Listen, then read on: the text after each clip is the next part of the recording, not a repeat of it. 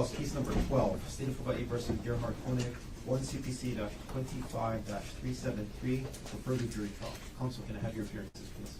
Good morning, Your Honor. Good morning, ladies and gentlemen. Deputy Prosecuting Attorney Joel Garner for the state. Also present is Deputy Prosecuting Attorney Franklin Don Picaro Jr. Good morning, Mr. Garner. Good morning, Mr. Picaro. Good morning, Judge. Good morning, Your Honor. Good morning, ladies and gentlemen. Thomas Otake and Matthew Dirks on behalf of Gerhardt Konig, who is present. Good morning, Mr. Otake. Good morning, Mr. Dirks. Good morning, Dr. Konig. Good morning, Your Honor. Gentlemen, all of you can be seated. Ladies and gentlemen of the jury, good morning to all of you. Welcome back to courtroom 15. We will, I believe, continue on with the presentation of evidence in this case. Mr. Otake, you indicated the defendant wished to present evidence in this case. You may call your first witness. Thank you, Your Honor. We will call to the stand Mr. John Charles Bustler II. And I think Mr. Dirks is grabbing him.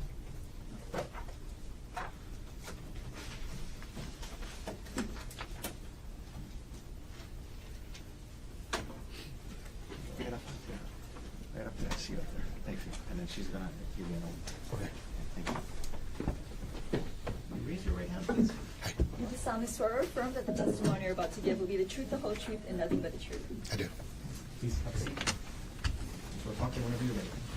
Okay, good morning, sir. If you could please state your full name for the jury and for the record. John Charles Bustler II. I go by Chuck. You go by Chuck? Is Yeah. it okay if I call you Chuck? Yeah. Okay, Chuck, are you associated with a restaurant called Fete here in Honolulu? Yes, I'm the owner. You're the owner? Yeah. Okay. Tell us, well, first of all, is it F-E-T-E? Is that how you spell it? Yes, this first E has a circumflex over it. Okay. So, But it's pronounced Fete. Fete. Yeah. And tell the jury, what kind of restaurant is Fete and where is it located? It's in Chinatown, New Onuan Hotel. It's farm to table, New American. My wife is also the chef there. She's the Hawaiian chef who won the James Beard Award 3 years ago. Yeah, I was going to ask you about that. So you guys are a pretty popular restaurant, award-winning restaurant? Yes. And your wife, what's your wife's name? Robin Mai. And she won the James Beard Award? Yes. Okay. Pretty popular place nowadays. We're doing all right. Okay, Yeah, good. yeah. Sir, in the course of your business, do you keep records of reservations?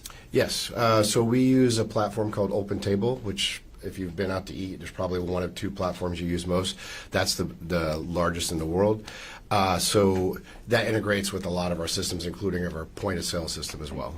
And did you receive a subpoena from my office in this case for the reservation records for the night of March 24th, 2025? Yes. Okay. Can I approach, Your Honor? Yes. With what has been marked as Defense 137. Okay. Yes. Okay, sir, I'm going to show you this.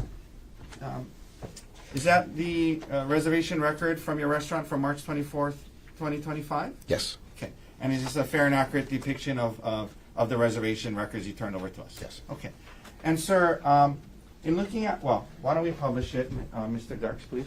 No, not in evidence. Oh, I'm sorry. Thank you, Your Honor. We moved D-137 offered D-137 into evidence. Mr. Garner.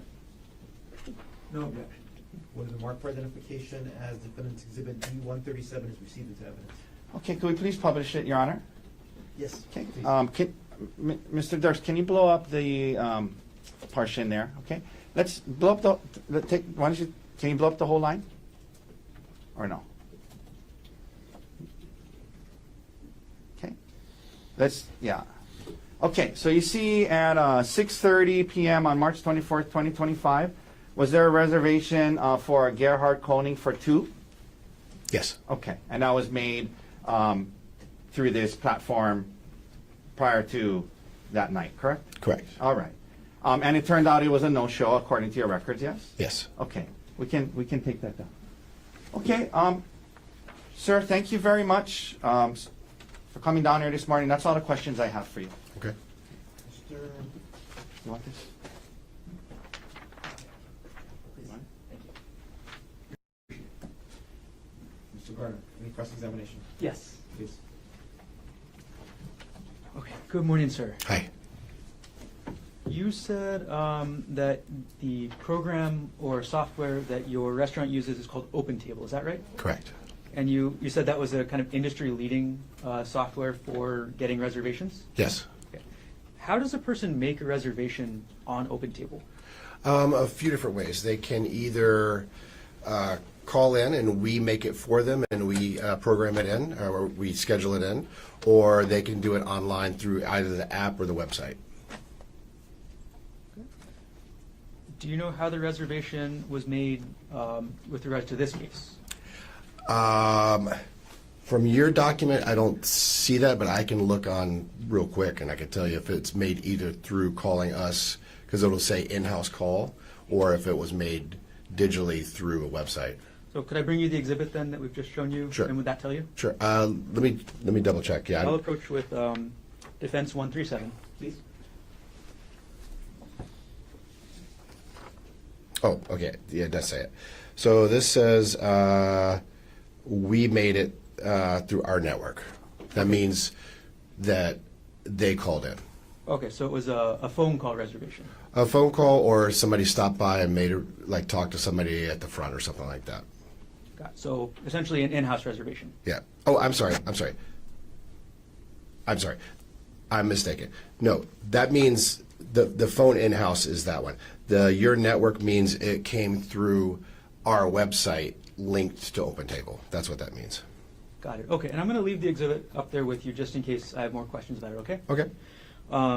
So then, looking at this, your business record, that means that the reservation that we're talking about here today for Gerhardt Konig was made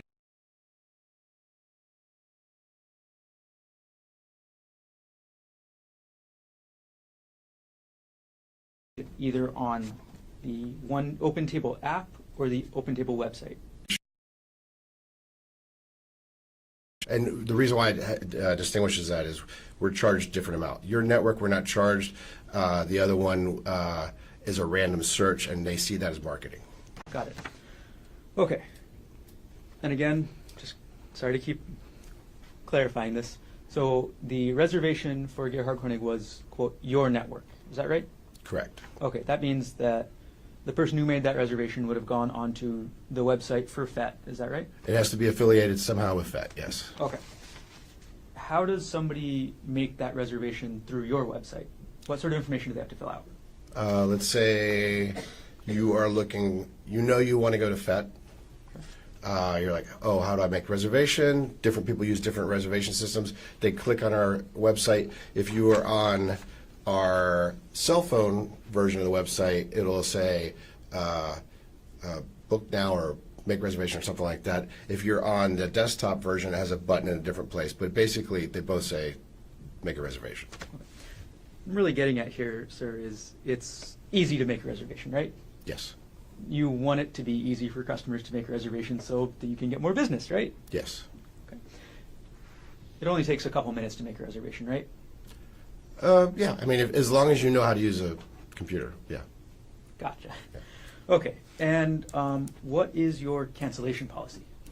We don't have one. You don't have one? No. Okay. Does this reservation system you have send any confirmation texts or emails on the day of? It sends a confirmation email, I believe, the day before, and a confirmation text either the day before or day of, depending on how far in advance it is. And then it sends a reminder. And then for us, if somebody's running late, then we can actually manually send your table is ready quote to them. Okay. All right. I know you said you don't have a cancellation policy. Just to be clear, there's no like, you got to pay $50 if you cancel? No, we don't charge anybody to make a reservation. I hate that personally. I like people to want to come to our restaurant, and I feel like they're penalized if something comes up at the last minute, because it does happen all the time. Gotcha. Okay. Thank you for answering my questions, sir. You're welcome. No further questions. Just very brief follow-up. Go ahead. Sir, Mr. Garner, the prosecutor, was asking about how it's pretty easy to make reservations and how you can do it pretty quickly. When we were talking this morning, when you got here, were you able to determine when this reservation was made? Yes. And was it, I think you told me it was like March 18th or something like that? It was a week before. Okay. Yes. Thank you, sir. Okay. Any recross? No, thank you. Mr. Russell, thank you very much for being here. Okay. Thank you. What's the first step? Okay. Okay, thank you. You can go. Yeah, thank you. Oh, Mr. Otaki. I'll just.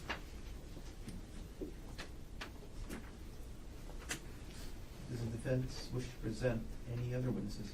Yes, Your Honor. At this time, we will call Dr. Jonathan Arden to the stand.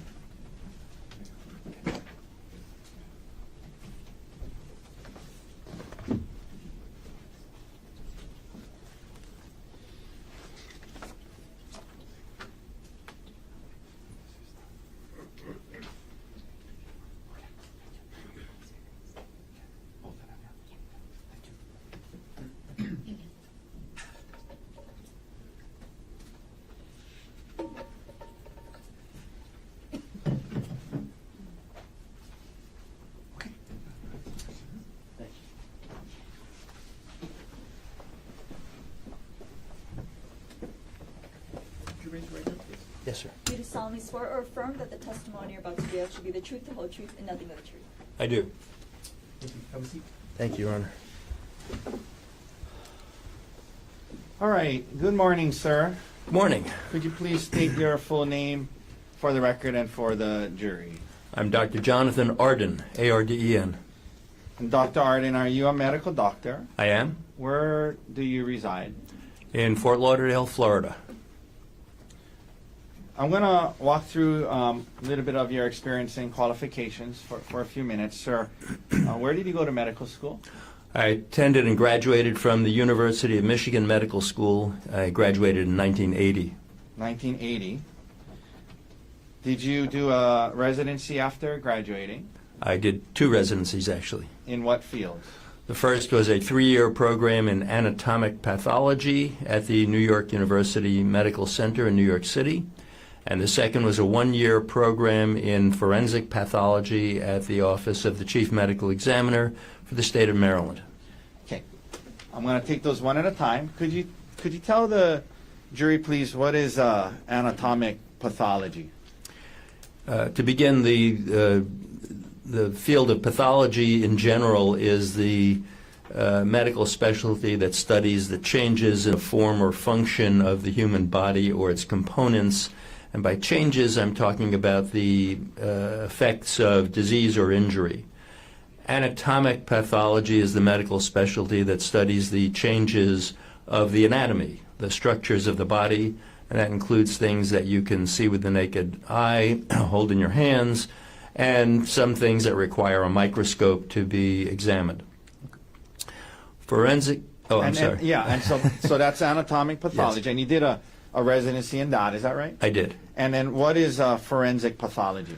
Yes, forensic pathology takes the broad background of general medicine and anatomic pathology and then applies it primarily to the investigation and certification of certain types of deaths. Forensic pathology mostly studies deaths that occur either by violence, meaning any kind of death caused by an injury, and also deaths that occur suddenly and unexpectedly, so people who die in public, outside of medical care, that kind of thing. Okay.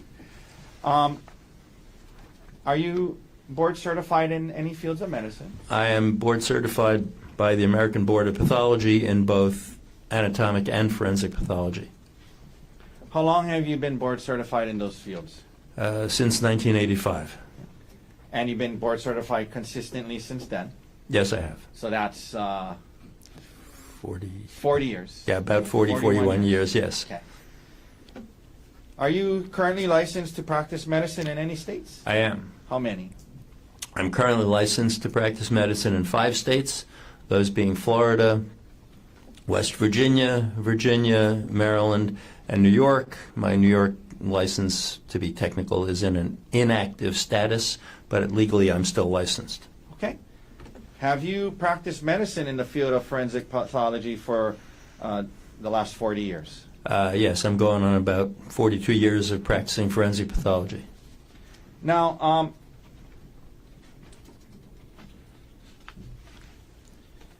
I wanted to ask you, you mentioned forensic pathology often dealing with people who have passed away. Is part of your practice as well as a forensic pathologist evaluating injuries for people who lived?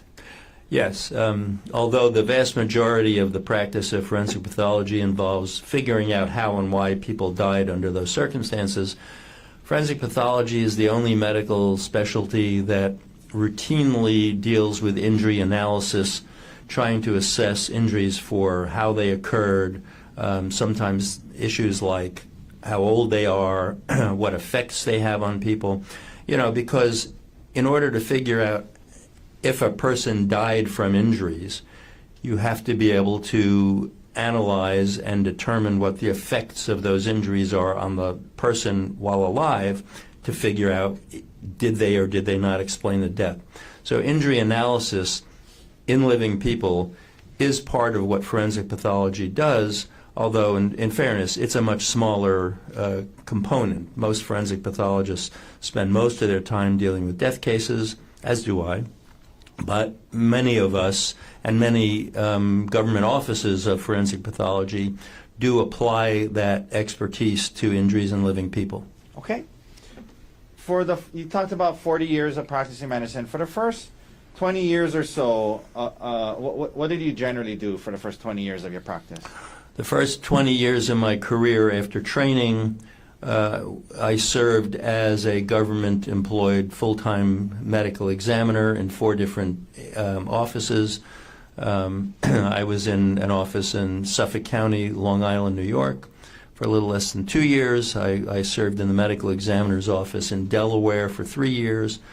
I then spent 9 years in the office of chief medical examiner for the city of New York, where I rose through various titles, and actually for the majority of that time I was either the first deputy chief medical examiner, the second in command to that system, or actually for a few years before I got the title officially, I was acting in that position. So I spent 9 years in New York City, and then I was the chief medical examiner in Washington, D.C. for about 5.5 years. Okay. I want to ask you about your work for the government. During those years you just mentioned and in those positions, would you have to testify in court? Yes, actually, especially in the latter 2 positions, quite frequently. And in those positions and when you would testify in court, was it typically for the prosecution? Yes, during the 20 years of government service, almost every time I appeared in court, I was called by the prosecution in criminal matters. Okay. Now, after that, did you at some point start something called Arden Forensics? Yes, I did. And tell the jury, what is that? After 20 years of full-time government service, I then pretty much went out on my own, and I now have a a consulting practice in forensic pathology and medicine, the kind of work that brings me here today. And for most of that's been now, we're getting to about 22 years. It's been under my corporate name of Arden Forensics. So that Arden Forensics is my consulting practice in forensics. Okay. And in your consulting practice, providing consultation and opinions in cases, roughly how many times have you served as an expert witness? Well, I know I've been under oath, whether it's in trial, grand jury, deposition, hearings, well over 900 times in my career. Okay. That includes both the government service and the consulting years. Have you been qualified as an expert in state courts across the country? I have. Roughly, a lot, or? I've lost track, somewhere around 25 or 30 states, federal courts around the country, several military courts-martial. Okay. Now, even now in private practice, do you at times testify for the prosecution? Yes, in the criminal consulting aspect, most of the work is for defense counsel because the prosecutors generally have the medical examiner. I do get consulted occasionally by prosecutors and then occasionally asked to testify. As recently as last month, I was called to the stand by the prosecution in the city of Portsmouth, Virginia, that prosecuting office has hired me for review of a series of older cases, several of which have now resulted in testimonial appearances, including one last month. And are you part-time? Do you have a part-time appointment with any state agencies right now? I do. I have a part-time appointment as a forensic pathologist for the Office of the Chief Medical Examiner for the state of West Virginia, and it's a very small part of what I do, but it is still an active appointment. Okay. Your Honor, at this time I move to qualify Dr. Arden as an expert in the medical field of forensic pathology with emphasis on providing injury assessments of the living. Mr. Garner. May I vote here? Please.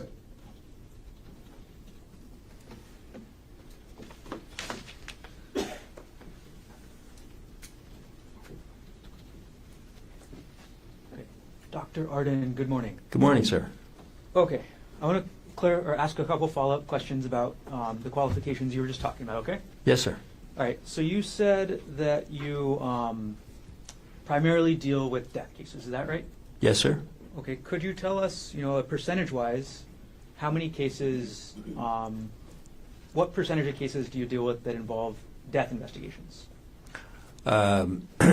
I don't have an exact number for you. It's a very high percentage. I mean, the death cases, both as a medical examiner in my career and as a consultant, somewhere in the high 90s in the percentage. Okay, so high 90s percentage for cases involving death. Yes, sir. Okay. Obviously, that means very low percentage of cases involving investigating an injury for a surviving person. Is that right? Yes, sir. And the second thing I wanted to ask, you were asked about your move to consulting, right? Yes, sir. All right. And since you've moved to consulting, you testified that you primarily testify for the defense. Is that right? Well, Your Honor, this isn't voir dire. This is cross. So if it's not to his expertise in the field of medicine, this should be handled on cross-examination. Overruled. Continue. Well, Can we approach? Sure.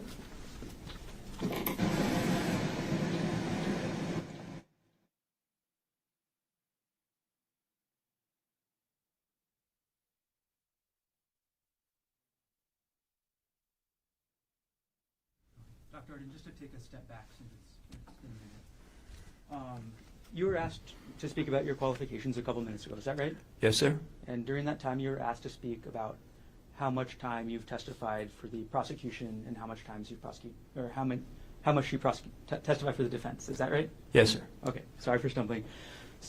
And you were asked about your transition from government work to consulting. Is that right? Yes, sir. Okay, and then since you've transitioned to the consulting being your primary practice, you testify primarily for the defense. Is that right?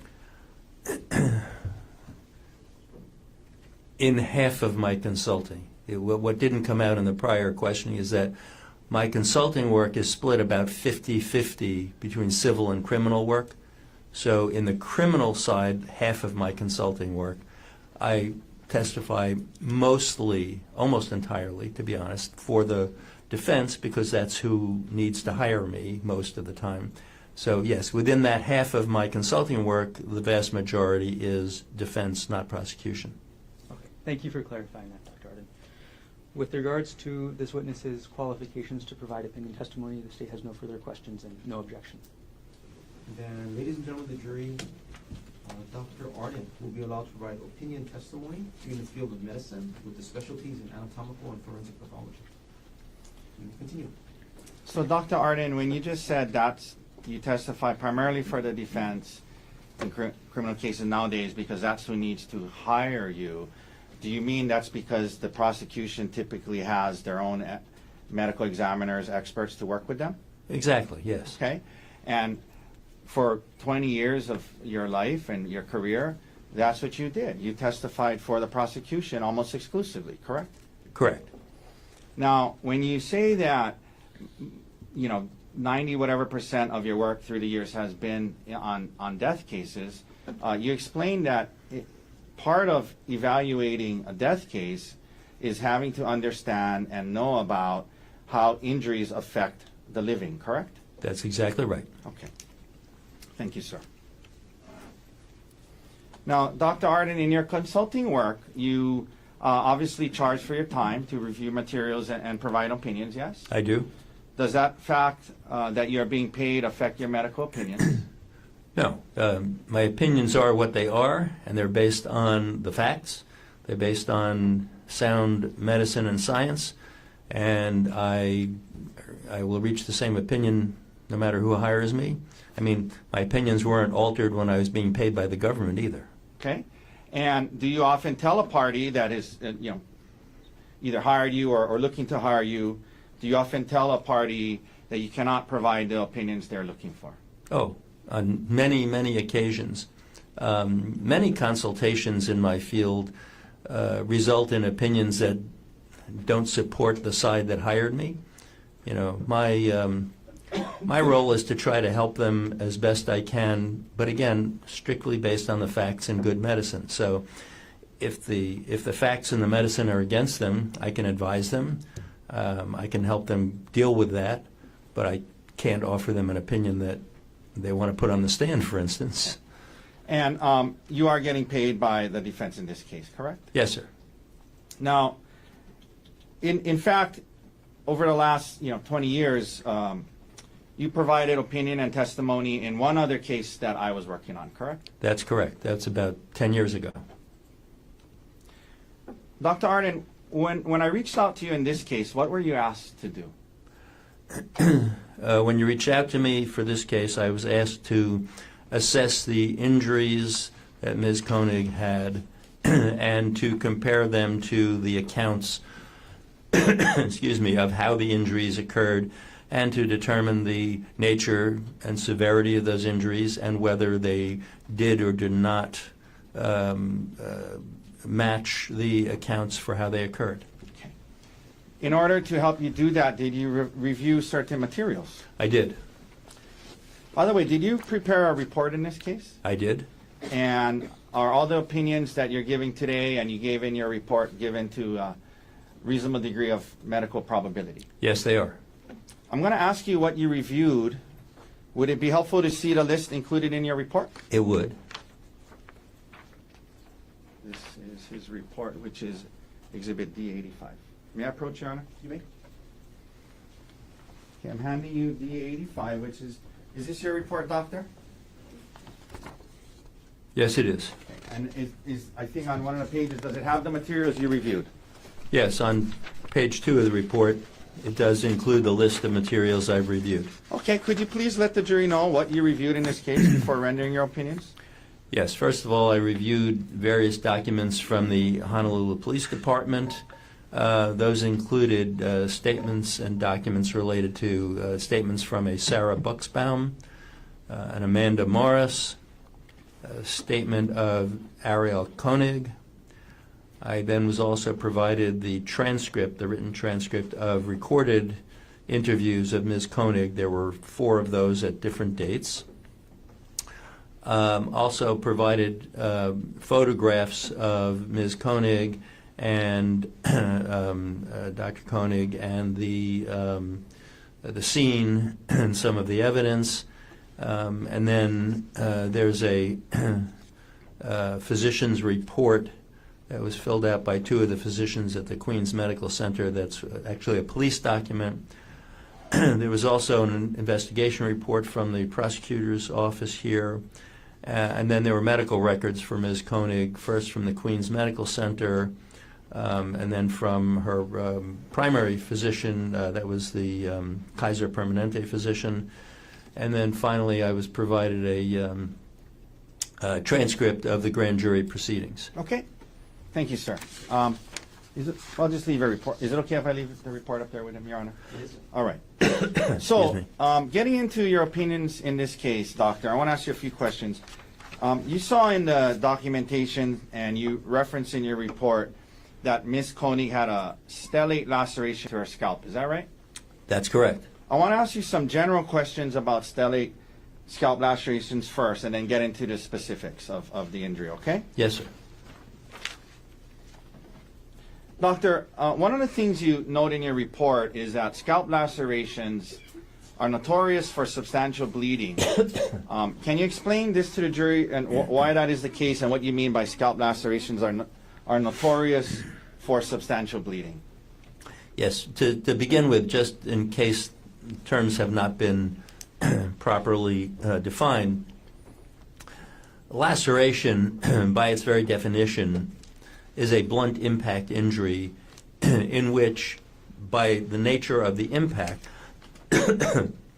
their soft tissue gets torn or split open. So a scalp laceration is therefore laceration of the scalp on the head. Now, you ask about the excessive bleeding.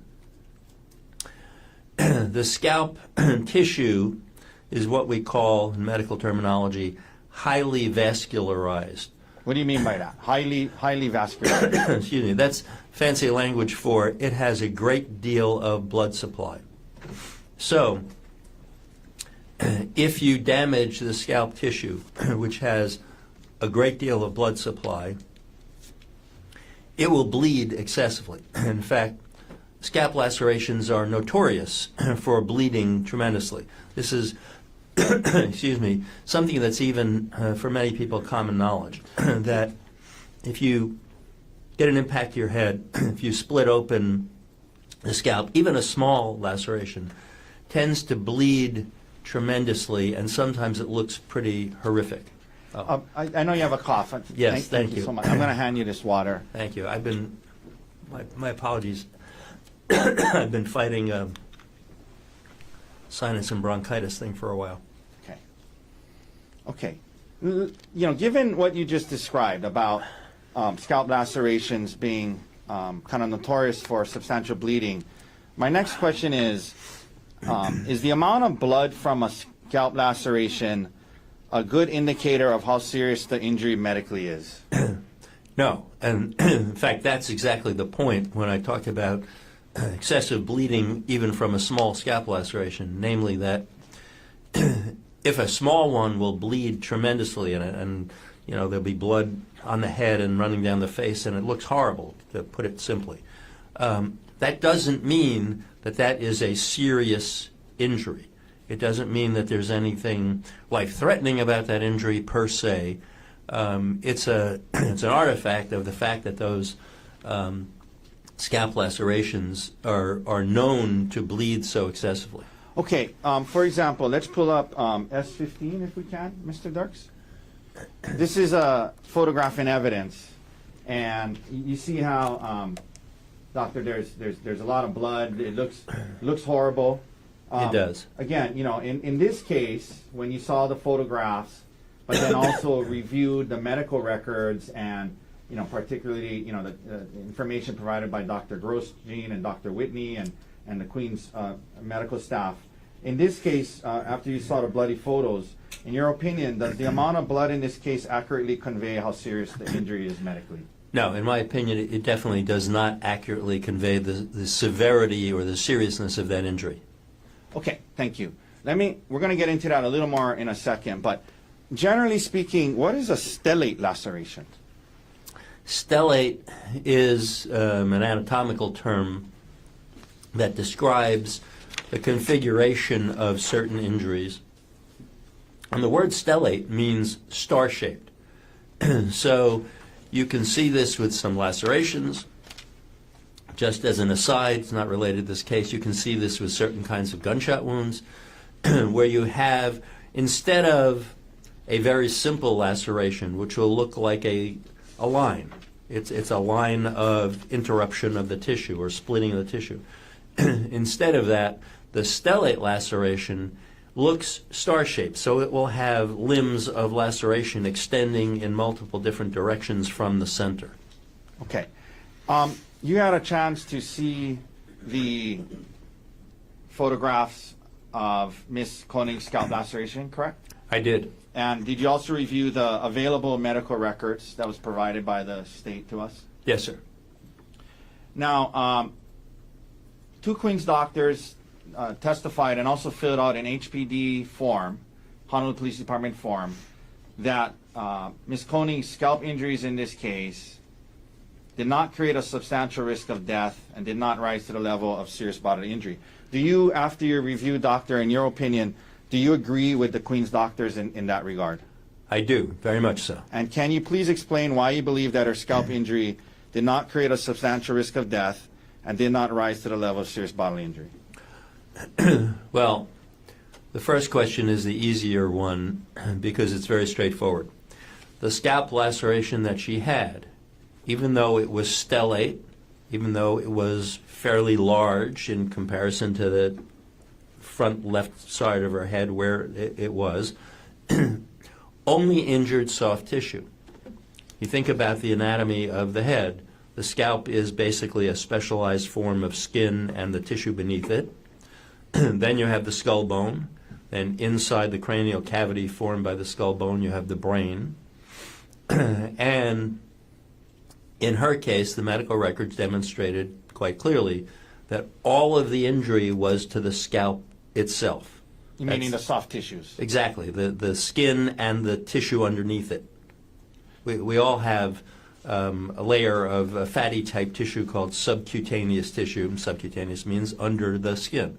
So the scalp is both of those, the skin and the subcutaneous, and that's all that was injured. The bone wasn't fractured, the brain wasn't injured, there was no bleeding around the brain, anything like that.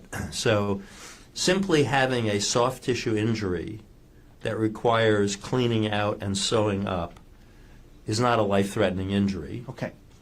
Next, and again, you agree with the Queen's doctors when they checked off the part about it didn't rise to the level of serious bodily injury, correct? Right, because you'll see in that form the questions about the serious bodily injury had to do with prolonged or permanent disfigurement, prolonged or permanent loss of function of part of your body, and a soft tissue laceration, even a big one, doesn't cause any of those things. Okay. So it didn't rise to that level. Now, doctor, the Queen's doctors also both checked off the box that said she did not have a serious concussion. Did you also agree with that? I did. Now, doctor, were you also asked to provide opinions as to whether Ms. Konig's injuries were consistent with what she reported? Yes, I did arrive at such opinions. And did you review her multiple statements given to the police to do so? Yes, sir. And you mentioned the grand jury and things like that, right? Yes, I did. Now, in those statements, you noted she reported that she was hit with a rock up to 10 times, and at times she said full blast, 100% of his power, all over her head. As an expert in the field of forensic pathology, in your opinion, were her injuries consistent with her statement that she was hit up to 10 times full blast with 100% of his power? No, sir, they were not. And why not? Well, several reasons. First of all, the injury she has is largely localized. It may be stellate, but it's still largely localized. Almost all of the impact injury she has is localized to one area of the head. So it's not consistent with all over the head. Frankly, it's also not consistent with likely being up to or around 10 impacts. It's consistent with fewer impacts. And the other thing is the part of the element in your question about full blast, using all of his strength with the rock. That would very likely result in more severe injury. Okay. It would likely result in skull fracture. It would likely result in bleeding around the brain or brain injury itself. Okay. Now, you indicated, not consistent with, up to or close to 10 blows. In your report, did you say that, you say in your report that your opinion is that it reflects several impacts at most. If you can explain what you meant by that. Yes. What I intended to convey with that wording of several impacts is that, in my opinion, that stellate laceration is most consistent with being approximately 2 to 3 impacts with the rock. Okay. So possibly 2? Yes? But to be fair, you indicated that looking at it, possibly could be 3, right? Yes. My best estimate is approximately 2 to 3 as being most likely. Okay, thank you. And that's after looking at her statement. I mean, that's actually after studying the photographs and whatnot, yes? Correct. In the statements that you were provided, did you see where Ms. Konig was telling the detective that her back of the head was being bashed against the ground? Yes, she did state that.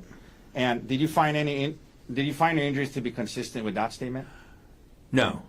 She had said being grabbed by the hair and having her head bashed into the ground, the back of her head. There's no description of any injury to the back of her head in the medical records, nor were there any brain injuries. There's a particular pattern of brain injuries that could occur if the moving head strikes the stationary ground, such as being bashed into the ground that way, and she didn't have any of those either. Okay. And to be fair, I should ask this earlier. I mean, to be fair, it was a complex laceration on her scalp. Yes. Oh, yes, sir. Okay. Now, you mentioned in your report an injury to her eye, and I want to ask you about. You made some comments about her eye injury. Are the orbital bones around the eye thin and fragile? Some of them are. The orbit is the eye socket, and some of the bones that form the eye socket, especially the roof of the eye socket, as we call it, those are very thin, fragile bones that can be easily broken. Okay.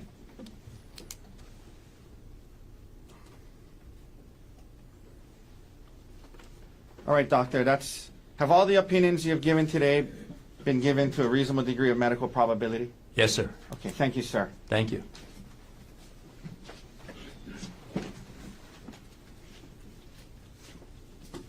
Mr. Garner, cross-examination. Yes, take just a moment to set up. I'm sorry. I had one last question. I apologize.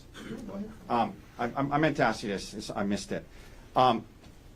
You reviewed the Queen's HPD report and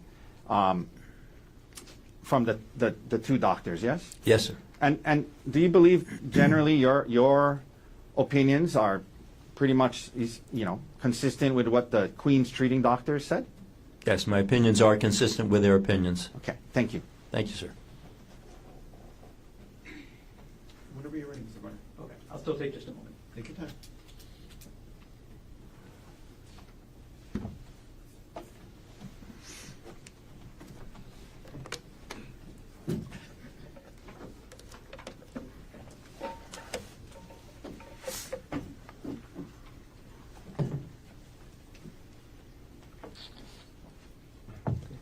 Dr. Arden, before I start with the questions in my cross-examination, I'm going to hand you a binder with several exhibits, including your report, your CV, the medical documents, the transcripts that you said you reviewed. So I'm going to approach you with that now, and previously shown to defense. Thank you. Thank you.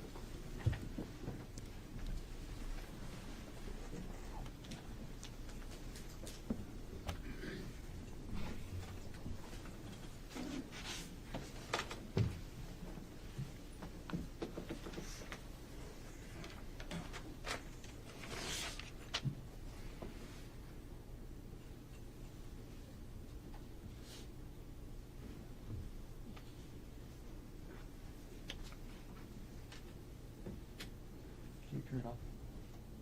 No, it's still on. Sorry, bear with me.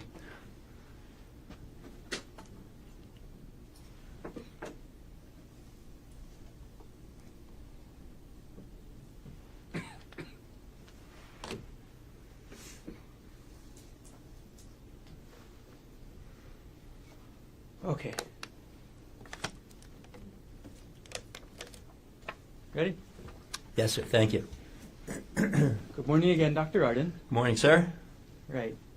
I want to follow up on a couple things, but before I get further into your opinion, can I go over some stats with you? And this is from your CV. Sure. You said you've been an MD since 1980, is that right? Yes, sir. Okay. And after you got your MD, you became a resident in anatomic pathology first, right? Correct? Okay. And then a resident in forensic pathology, is that right? Yes, sir. And then you worked full-time for the government, for various agencies in different states, as a forensic pathologist from 1984 to 2003. Is that right? Yes, sir. In 2004, you began to consult in forensic pathology. Is that right? I did. Actually, to be clear, I had done some consulting work in the years before that, but that's when I began basically trying to make a full-time job out of consulting. Got it. And that's when you did that transition from government work to the consulting work. Is that right? Yes, sir. And that's the same transition that took you, at least in the criminal context, from the state to the defense. Is that right? In terms of who primarily called me to the stand, yes, sir. And although you began the consulting in 2004, or a little bit earlier, you founded your company, Arden Forensics, in 2006. Is that right? Yes, sir. So you've been running this company for 20 years now, right? That's correct. And as you just said, consulting through Arden Forensics is primarily how you make your living now. Is that right? That's true. Here's the stats part, Dr. Arden. Approximately how many death investigations have you conducted in your career? There's no way I can give you an accurate answer on a number. I have consulted on probably a few thousand cases in my day, roughly, and I was involved in as a government medical examiner. I personally performed around 3,000 autopsies. I performed external examinations without full autopsies on roughly another 500 deaths. And I participated in many thousands of other death investigations as a supervisor and as a medical examiner. So it's been many thousands, but I couldn't put a real number on that. Okay. And all I'm asking for is your best estimate. So if the best estimate is several thousands, that's okay? Sure. Approximately how many consultations have you taken in the criminal field since 2004? And again, just estimate, please. I don't keep these statistics, certainly not in my head. Again, if I've consulted on at least 1,000 and probably closer to 2,000 cases since 2004, somewhere in the neighborhood of half of them have been criminal cases. Okay. Thank you for estimating as best you can. I'm afraid I'm going to ask you more and for more estimations. In your entire career, can you estimate how many police reports you've reviewed? No. Too many to count. Too many to count. So more than the several thousand death investigations? Yes, I've reviewed so many police reports, I couldn't put a number on it. More than 10,000? I have no idea. It's more than a few thousand. Okay. Similar question, and I'm probably going to get the same answer, but I want to ask it anyway. Over your career, can you estimate how many medical records you've reviewed? You're correct. It's the same answer. More than you can count? It's been thousands. I don't know how many. And as a consultant since 2004, approximately how many reports have you written? I have no idea. Many of my cases do not require reports. A fair percentage of them do as a consultant. I don't keep track of that.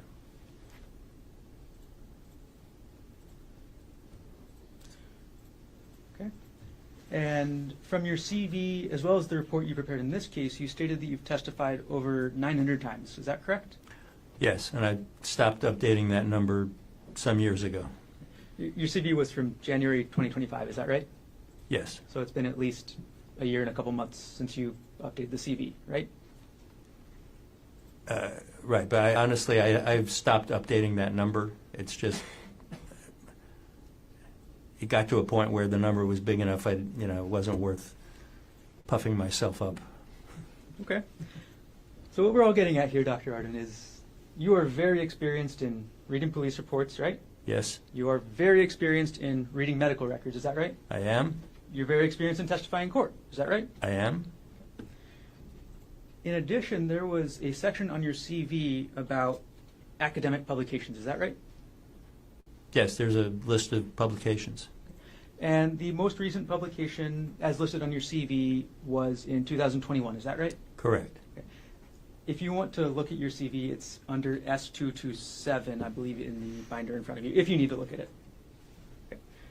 That most recent publication in 2021 was titled Cognitive Bias in Forensic Pathology Decisions, is that right? Yes, sir. And that was published in the Journal of Forensic Sciences, right? Correct. That's a peer-reviewed journal, is that right? It is. It's actually very prestigious to be published in a peer-reviewed journal, correct? It is. And that was, I guess, sorry, that was the most recent academic article that you have published, at least on your CV, right? Correct. Okay. We'll come back to that article later. Now, we've already gone over that you prepared a report for this case, is that right? Yes, sir. Okay. And if I ask you to review the report while we're talking this morning, could you look at the tab S226 in the binder? I have it. Okay. And that is your report, right? It is.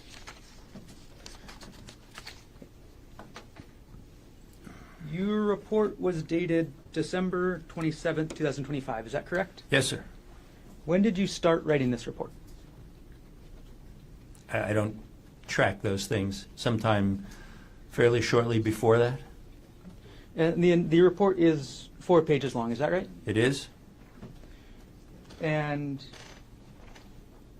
you said earlier you don't always prepare a report? Is that Correct. right? But in this case, you did. I did.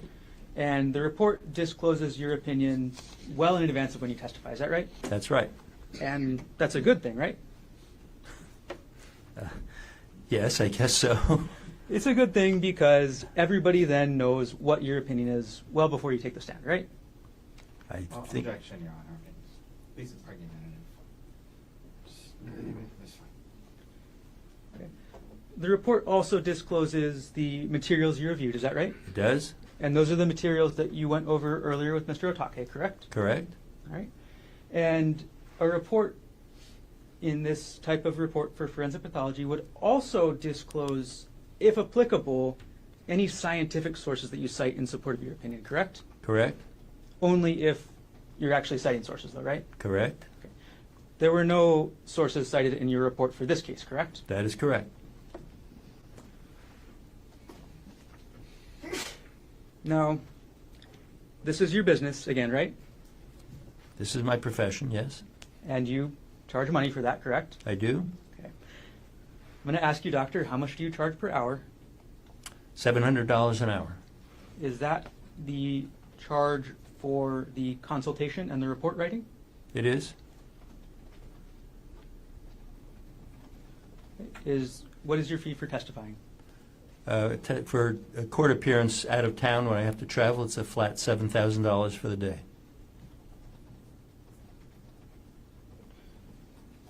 Okay. So in this case, you say you live in Florida, so you had to travel to get here today, right? I did. Okay. Approximately how many hours did you spend reviewing the materials to prepare this report? I do not know how many hours I spent reviewing the materials, but I can tell you the total of how many hours I spent reviewing, consulting, and writing the report. Could you tell us that then? That's 9.75 hours. Okay. Right. And you also have a website, correct, Dr. Arden? I do?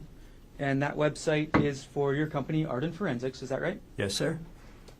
And on that website, you advertise, what kind of services you offer, correct? Correct. And you advertise yourself as an, quote, independent forensic pathologist with excellent credentials and a record of reliability and impartiality. Is that right? I'm going to take your word for it if you took it from the website. I don't remember all the wording exactly, but that sounds accurate. Okay. Reliability is important to you, is that correct? It is? impartiality is also important to you. Is that right? It is.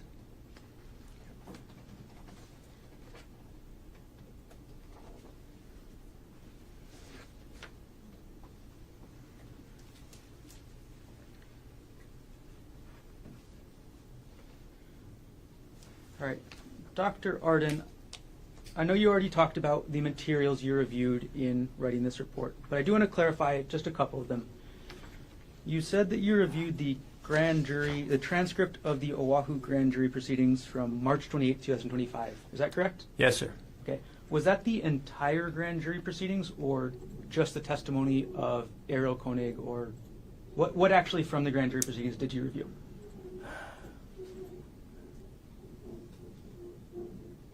I am sure I reviewed the testimony of Ms. Konig. Honestly, I don't recall whether I was provided the entirety of the proceedings, but my recollection is I reviewed her testimony. And you mentioned that you reviewed some of the Honolulu Police Department reports. Is that right? Yes, sir. Okay. You didn't review the entire police reports, did you? I don't believe that I reviewed the entire file that they had, no. And Dr. Arden, you, in the next section of your report, after you talk about the materials you reviewed, you put a, quote, synopsis of pertinent facts. Is that right? Yes, sir. And that's where you describe essentially what you learned from reviewing the materials about the facts of what happened on March 24th. Is that right? It describes what I learned from reviewing the materials that I judged was pertinent to the opinions I was going to provide. I see. So it provided only what you judged was pertinent.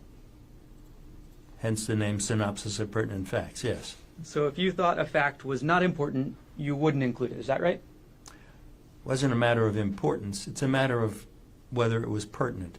My opinions are limited to certain areas, and I do not provide an accounting or a synopsis of all the facts that I read about in a case, because many of them don't relate to my opinions. And the area that you were giving opinions on is Arielle's injury, correct? Yes, sir. So in your synopsis of pertinent facts, you gave all the facts that you thought were pertinent to Arielle Konig's injuries. Is that right? I gave all the facts that I thought were sufficient and pertinent for me to render those opinions.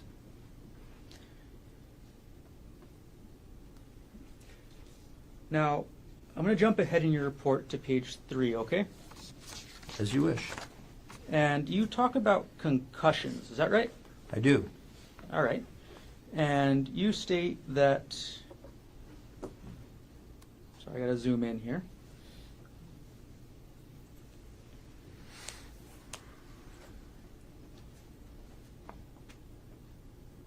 You have in parentheses, a couple sentences in this discussion about concussions as an aside. Is that right? Yes, sir, I found that. It's on Okay. page 3. And in this section, you're actually discussing an email Arielle Konig sent to her primary care physician. Is that right? Yes, sir. And that was an email in which Arielle Konig asked for consistency's sake, for the primary care physician to add concussion or TBI to her chart. Is that right? Yes, that's true. And based on the opinion you gave, concussion and traumatic brain injury are the same thing, right? Concussion and mild traumatic brain injury are equivalent terms. They describe the same entity, yes. So you saw nothing wrong with Arielle's email, right? Right. Well, objection, Your Honor, that's beyond the scope of his opinion testimony. There's something morally wrong with her, you know. This is cross-examination. And again, you We saw do object during cross-examination, so my objection is. Come on up.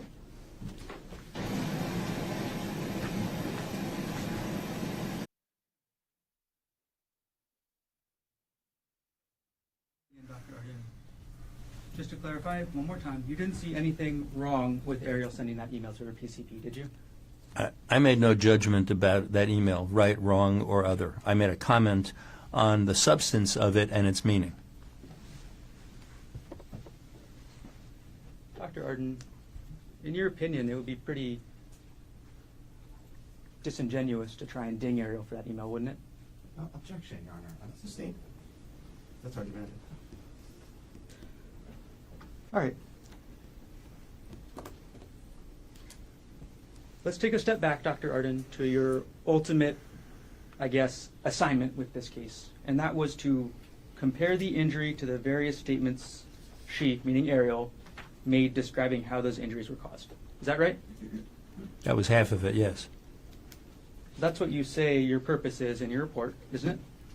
Yes, and as I testified here today, my assignment was to assess her injuries and provide consultation, and specifically what you just said, to compare her injuries to her accounts of how they were caused. And if you're comparing Arielle's injuries to her statements about those injuries, it's absolutely crucial to your reliability and impartiality to use accurate statements of Arielle, isn't it? It is necessary to be accurate, yes. More than that, Dr. Arden, it's necessary to use accurate statements from Arielle Konig. Isn't that right? It is. For example, if you take only parts of her statement, then your conclusions become unreliable, correct? Not necessarily. That's a possibility. If you exaggerate portions of her statement, your conclusions also become unreliable. Isn't that correct? That is likely.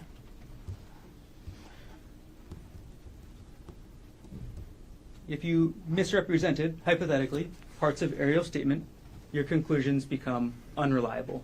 Isn't that right? Again, not a guarantee, but that's a good possibility.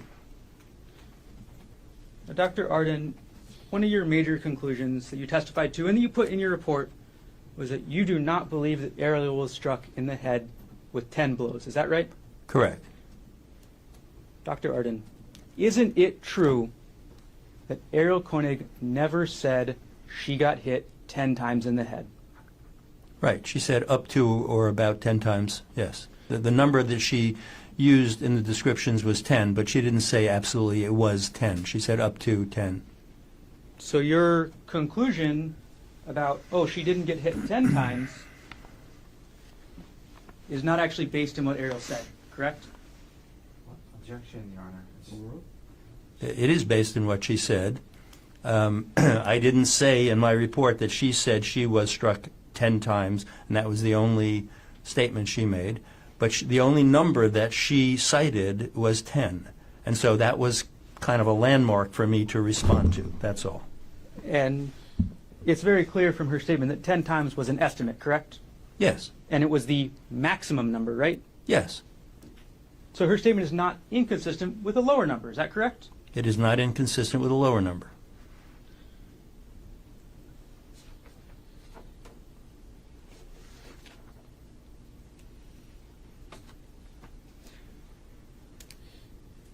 I'm going to take just a moment, and if I can retrieve Exhibit 2.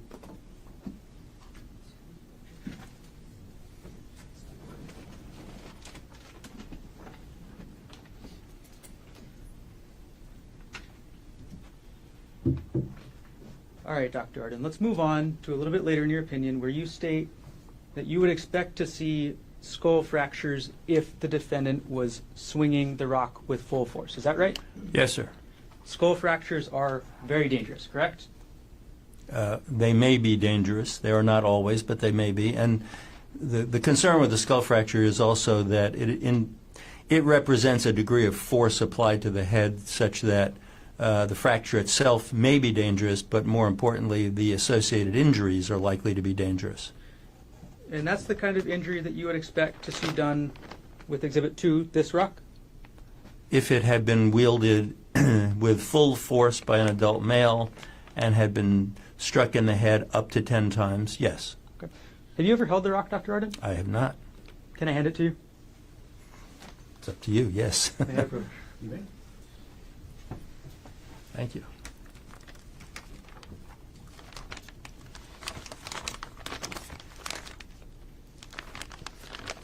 Yes, sir.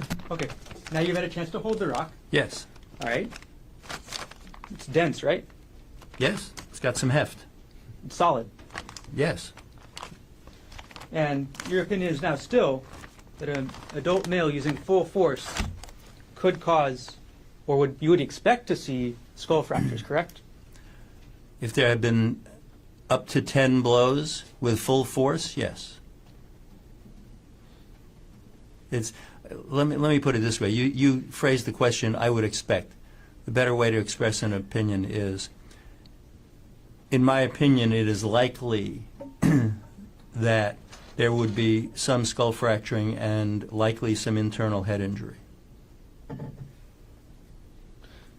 Your actual statement from your report is on page 4. Is that right, Doctor? Can you direct me where you're... Sure. It is the second to last paragraph where you state, had she been struck with that rock with extreme force, quote, full blast, it likely would have caused skull fractures and underlying brain injuries. And then you have a parenthesis, especially if she had been struck 10 times. Is that right? Yes, sir.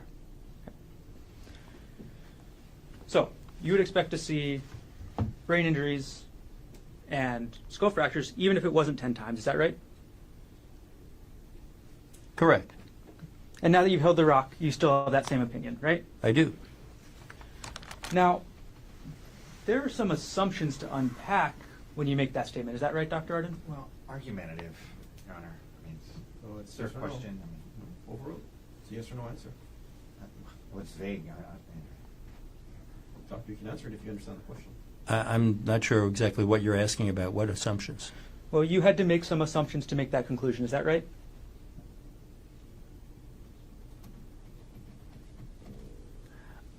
Again, I think you have to be more specific because I'm not sure if I just say yes, which assumptions you're talking about because I don't understand what you're getting at. So, Okay, well, Dr. Arden, I'll ask it this way.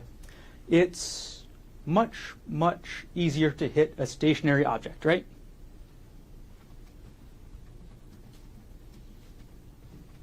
I think that's a fair generalization. It's much, much easier to hit a person's head if they are entirely stationary, not moving, correct? Makes sense to me, yes.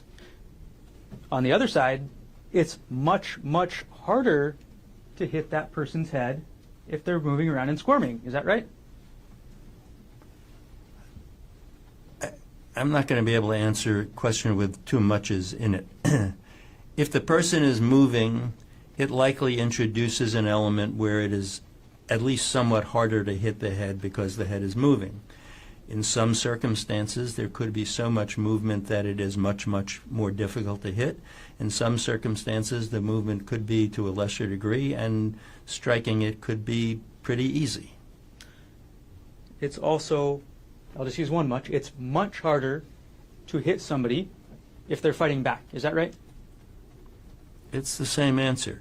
If a person fights back, it introduces an element that will make it more difficult to hit the person.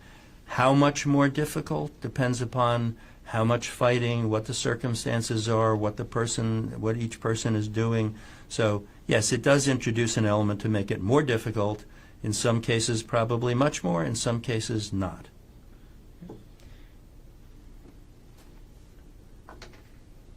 And Dr. Arden, the last thing I want to get with this opinion, there's an assumption in what you wrote there that it's a clean hit. Isn't that right?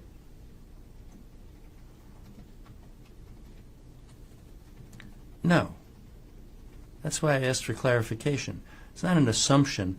I'm basing this on what was described about this rock, and I'm basing this on the evidence from her scalp laceration, knowing what it looked like and what its configuration was. So whether there's a clean hit or a clean hit and a not so clean hit isn't an assumption at all. I'm basing it on what actually happened, what resulted.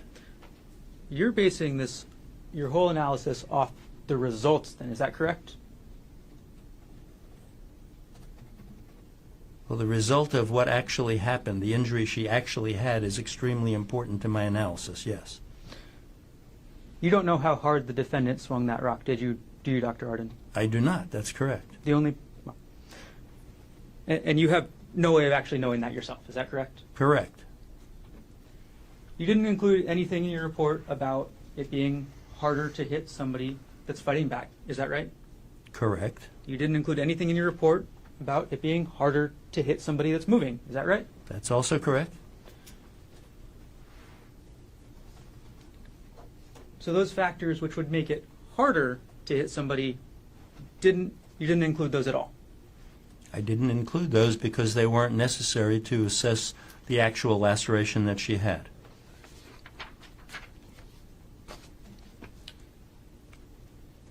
Dr. Arden, you testified that you reviewed Arielle's statements, correct? Yes, sir. You reviewed 4 of the transcripts of her recorded interview, correct? Correct. You reviewed her testimony from the grand jury, is that correct? Correct. And could you go to S180 in that binder? And then when you get to that, go to page 5.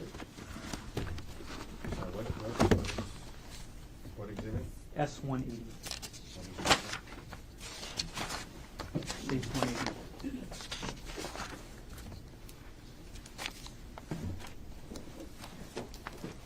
Are you at S180, Dr. Arden? Yes, sir. Okay, and can you go to Excuse page me. 5? I have it. Okay, and in that, there's a quote that says, "We kind of just kept wrestling," end quote, Can correct? you direct me to the line? Sure, I'll pull it up here.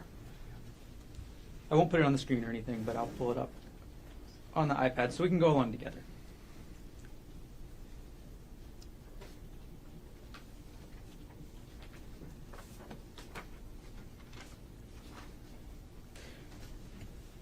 Page 8 or lines 8 and 9 of this. Thank you. Arielle said in this transcript, and we kind of just kept wrestling. Is that right? Yes, sir. Okay. Arielle also said at line 13, and I was just trying to kick him, comma, hit him. Is that right? Yes. Now, could you then move to page 16 of the same exhibit? I have it. Okay.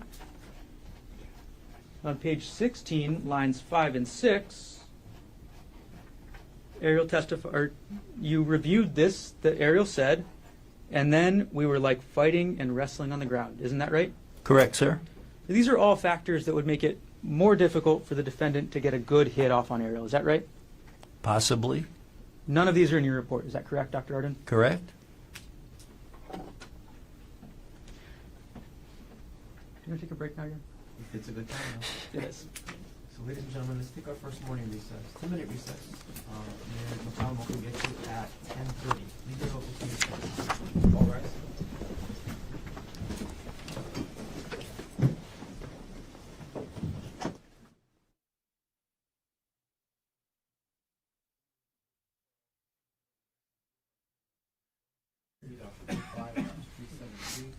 Dr. Konig is present in court with all 4 counsel of record. All jurors are back in the courtroom. Dr. Jonathan Arden is on the stand and still under oath. And Yes, Your Honor. And Mr. Garner, whenever you're ready, you may continue on with the cross-examination. Thank you.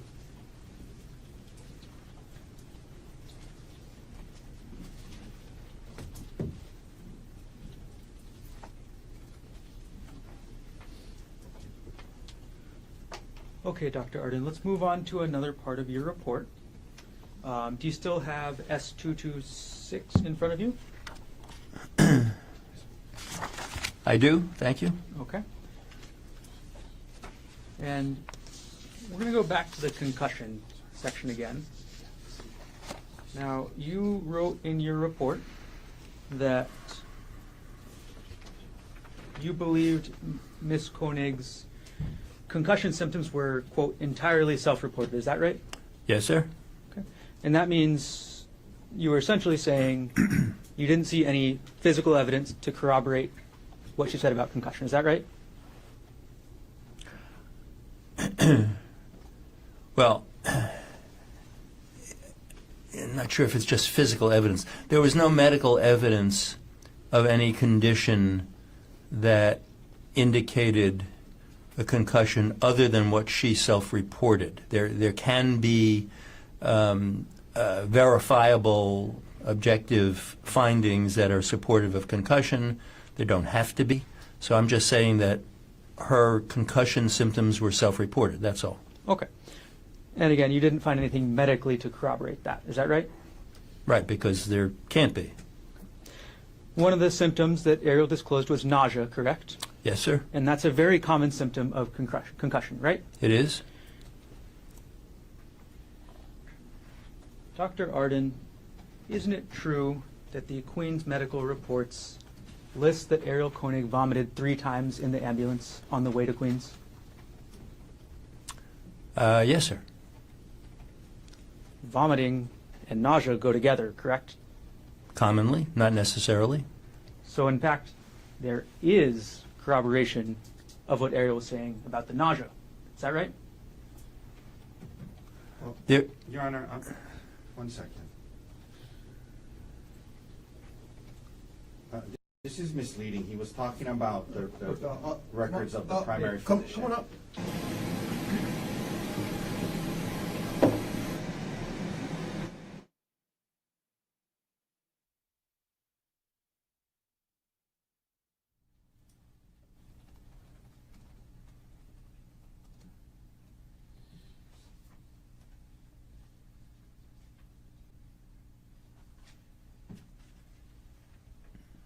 Okay. Dr. Arden, could you please turn to S212? yes, sir. Okay, and these are the Queen's medical reports that you reviewed as part of your preparation for writing your report, correct? Yes, sir. Okay. And on page 4 of that document, which actually has on the bottom left of it page 3, so there's a title page and then it begins, right? Yes, sir. Okay. On page 4, Dr. Grosjean's notes indicate PT vomiting times 3 with EMS. Is that correct? In the middle of the page? Yes. Okay. PT means patient, correct? Correct. Okay. So the medical reports show, and the medical reports that you review show that Arielle was vomiting. Is that right? She did vomit when she was with EMS, yes. And that wasn't included in your written report. Is that right? Correct. And again, vomiting is a symptom of a concussion. Is that right? Vomiting is a symptom of many, many different things. It may be associated with concussion. It may be associated with many different things. All right. Let's keep going on things that are not in your report, Dr. Arden. In your report, you write about, on page 2, and I'm sorry, you can switch back to S226. You write about Arielle's thumb on page 2 of this report, correct? Yes? And you write that there was an, quote, impact injury to the tip of her left thumb. Is that right?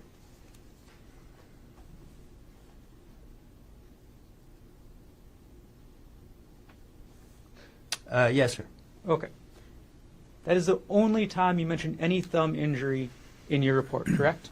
Correct. Dr. Arden, it's not in your report at all that this was actually a fracture, correct? Correct. It's not in your report that this is a distal phalanx fracture, correct? Correct. You didn't think that was pertinent, right? It wasn't pertinent to the opinions that I was offering, which were largely centered on her head injuries. And you're aware that a distal tuft or a distal phalanx fracture is also known as a tuft fracture, correct? It is? Okay. Is it okay if I call it a tuft fracture from now on? Sure. Just shorter.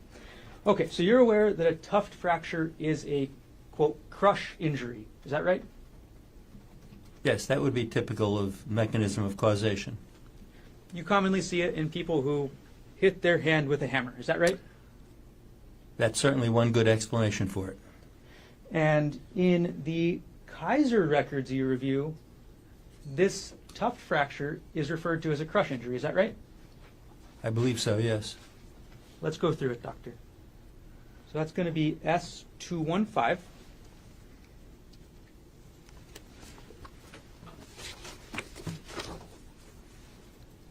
All right, and this document's a little bit longer. Could you go to page 25 of that? And it should be 25 in the bottom right-hand corner of the page numbers. I have it. Okay. Excuse me.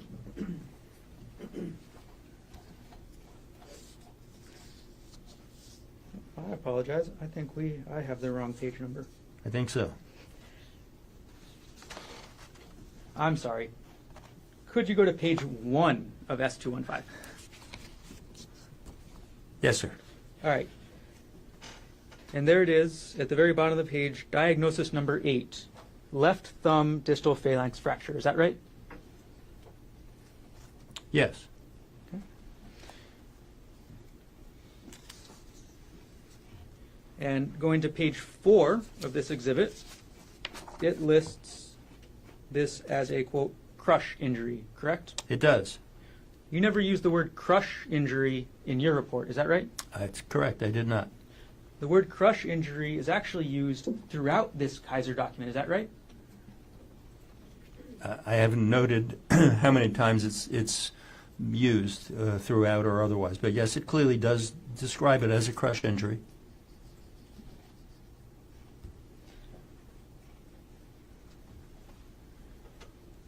And you thought this crush injury was not related to Arielle Konig's head injury, is that right? It is not her head injury. It's a different injury. You reviewed the testimony of Arielle Konig's grand jury, or you reviewed the transcript of Arielle Konig's testimony at the grand jury, correct? Yes, sir.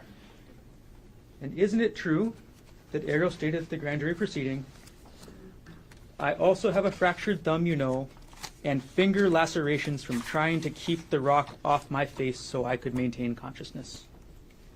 Yes, that sounds familiar. So you remember that statement? Yes, sir. And that statement is essentially saying that Arielle Konig was trying to block with her hand. Is that right? Yes. Arielle Konig, according to the statement, was trying to block the rock with her hand, right? Yes. And she suffered a crushing injury to her thumb, right? Correct. And this was somehow, and you deemed this not relevant to Arielle's head injury. I deemed it separate from her head injury. She has a thumb injury. She has head injuries. The thrust of my opinions were assessing her head injury. I didn't ignore the thumb injury. I didn't omit it from the report, but I didn't discuss it or opine on it. You say you didn't omit the thumb injury from your report? No, the part that you just read into the record, I said that there was a thumb injury. You didn't list it as a fracture, is that right? I didn't describe it in any greater detail. I said she had a thumb injury, and I moved on because it wasn't relevant to the opinions I was giving. So, Dr. Arden, you don't think it's relevant that Arielle Konig held up her hand to block her head and suffered a crush injury on her thumb? I didn't say that.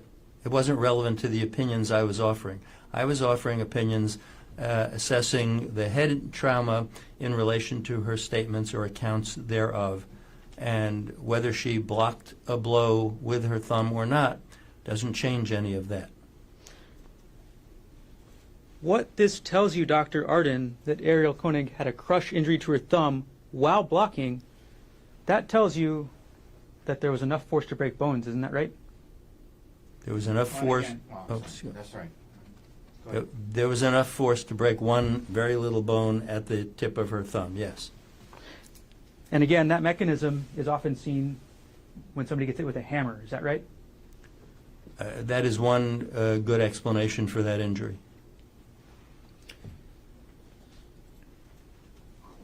And you thought, and you again considered her holding her hand up to her head while a rock is swung into her head separate from her head injuries that she suffered. Is that right? They are separate injuries. I made no opinion as to whether the causation was related or not, or how she got it. Again, the real focus of my opinions was on the head trauma. It wasn't to ignore that, but that thumb injury is a separate part of her body. It's a different injury, and its relevance otherwise wasn't part of my analysis and opinions. You provided an opinion about the level of force you believe was used, isn't that right? I provided an opinion regarding Ms. Konig's accounting of her description of the level of force, yes. And the fact that there was a broken bone did not factor into that opinion. Is that right? Correct. Even though that bone was blocking her skull, right? That bone is a couple of millimeters in size. Objection, Where non-responsive. let him, he's answering the question, Your Honor.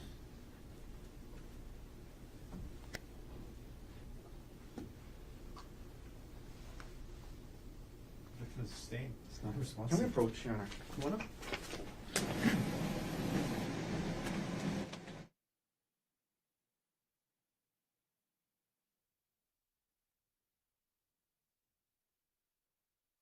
Your Honor, I'm going to ask that he be allowed to finish his answer.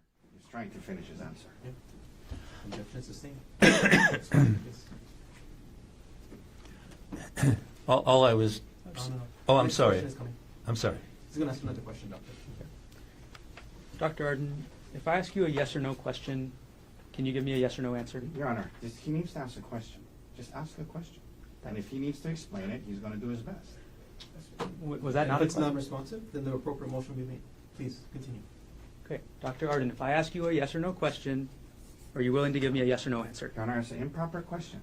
You can ask the next question and we can deal with it. Sustained. Ask the question.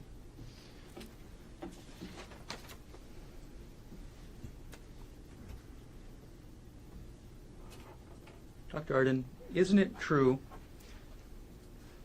that the fact that Arielle Konig held up her hand to block that rock is highly relevant to the level of injury she sustained? No. You say no. Okay. Hypothetically here, doctor. We've Can you talked. explain? Can you explain this answer? So, no, next question. You can ask and redirect. All right, doctor. It's very clear that a blocking hand is an interfering force, right? Objection. Argumentative. Phraseology of the question. Well, overruled. You can ask the question. A blocking hand is an intervening force. Is that right? No. You don't believe that a block is interfering with the defendant swinging that rocket, Arielle? It's not what you asked. Do you believe, or isn't it true, that Arielle blocking the defendant from that rock that's, I think, still in front of you, with her hand, is an intervening force? No, it is not an intervening force. Isn't it true that Arielle blocking helped protect her head? Can't answer it as yes or no. Isn't it true that blocking a hit with your hand protects what's underneath? The real answer is sometimes. And again, this is all things that you didn't think were pertinent to Arielle's head injuries, Asked right? and answered. They're not pertinent to the analysis and opinions that I offered about her head injuries. That's true.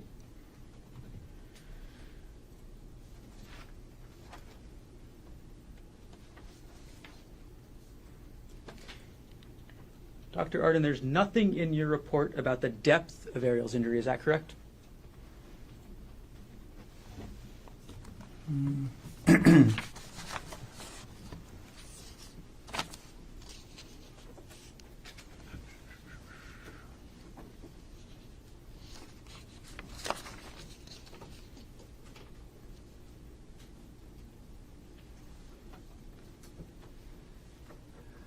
Depends upon what you mean by the depth.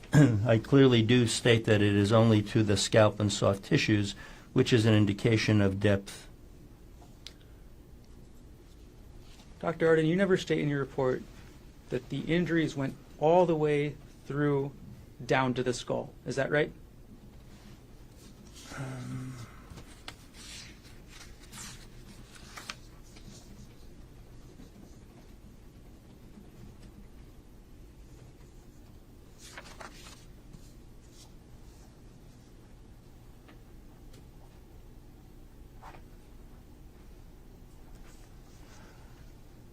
You are correct. That specific detail is not in my report. The injuries went through her skin, correct? Yes. And medically, that's the epidermis and the dermis. Is that right? Correct? And then under the skin, you described that there's a layer called the subcutaneous fat. Is that right? Yes. Okay. So the injuries went through the dermis, correct? The epidermis, right? Not in that order, but yes. And the subcutaneous fat, correct? Correct. All the way down to the skull. Is that right? Yes. And if you look at a photo, there's actually a significant amount of depth to that. Isn't there correct? I'm sorry. I'll rephrase the question after I publish the exhibit.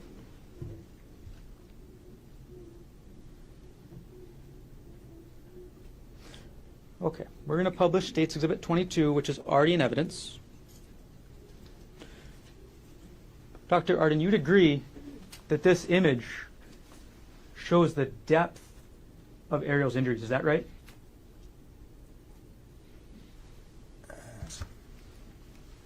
Doctor, if you need to step down and get closer to the screen, please. Thank you, Your Honor. And if you'd like me to zoom in, I can also do that.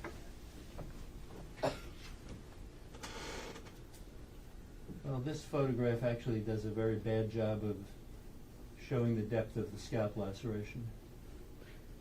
This photo shows a large chunk of her scalp missing. Isn't that right? Objection, Your Honor. This photo speaks for itself. That's an inaccurate Sustain. description.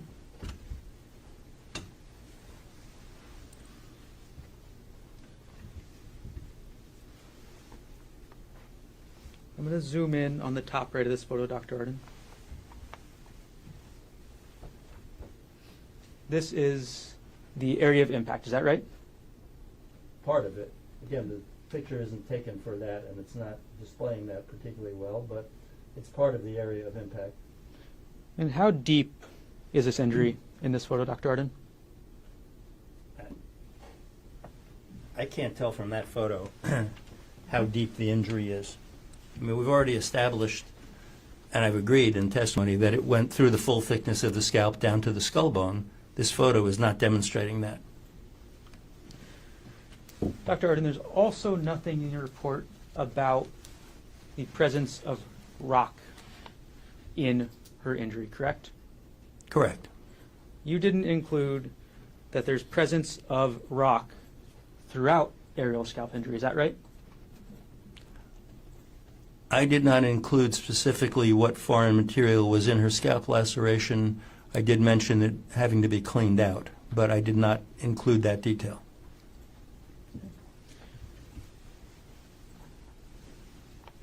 And Dr. Arden, you testified earlier about a lack of injury to the back of Arielle's head, correct? Correct? You viewed photographs of the scene, is that right? I did. Okay. And you viewed photographs that included a pool of blood on the ground, is that right? There was blood on the ground, yes. I'm going to publish one of those photos in just a moment.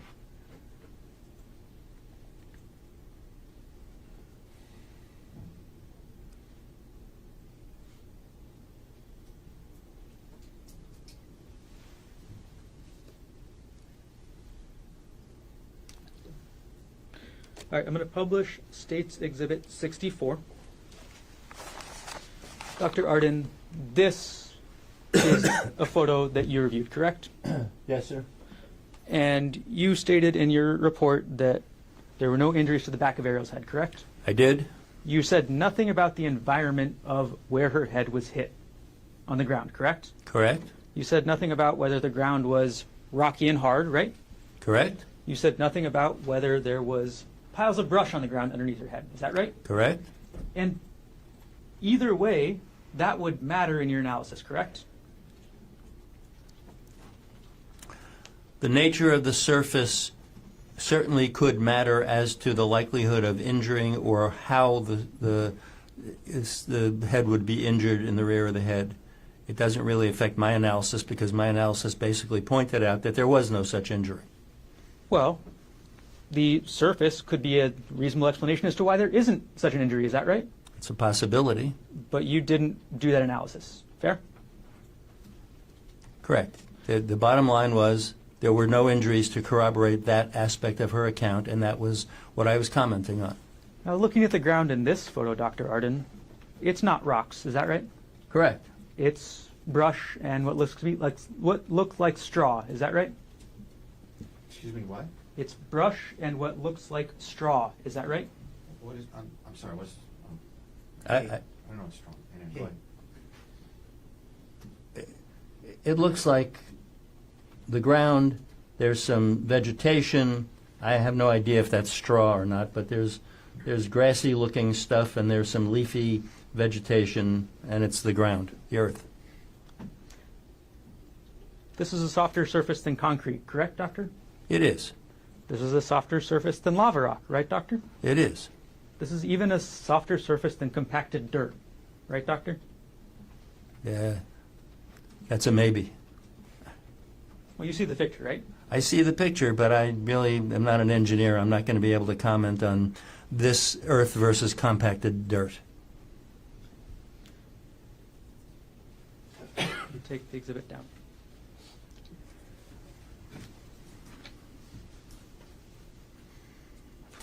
All right, Dr. Arden. We're going to move on to our next topic that we're going to talk about this morning. We're going to talk about bias, okay, doctor? Well, objection. Is there a question, Your Honor? I mean, ask a question. It's not a proper statement or question. May we approach, Your Honor? My objection is argumentative. Overruled. Can we talk about bias this morning, Dr. Arden? Well, again, Your Honor, that's an improper question. You can ask a question. Your Honor, can we approach? Sure, come on.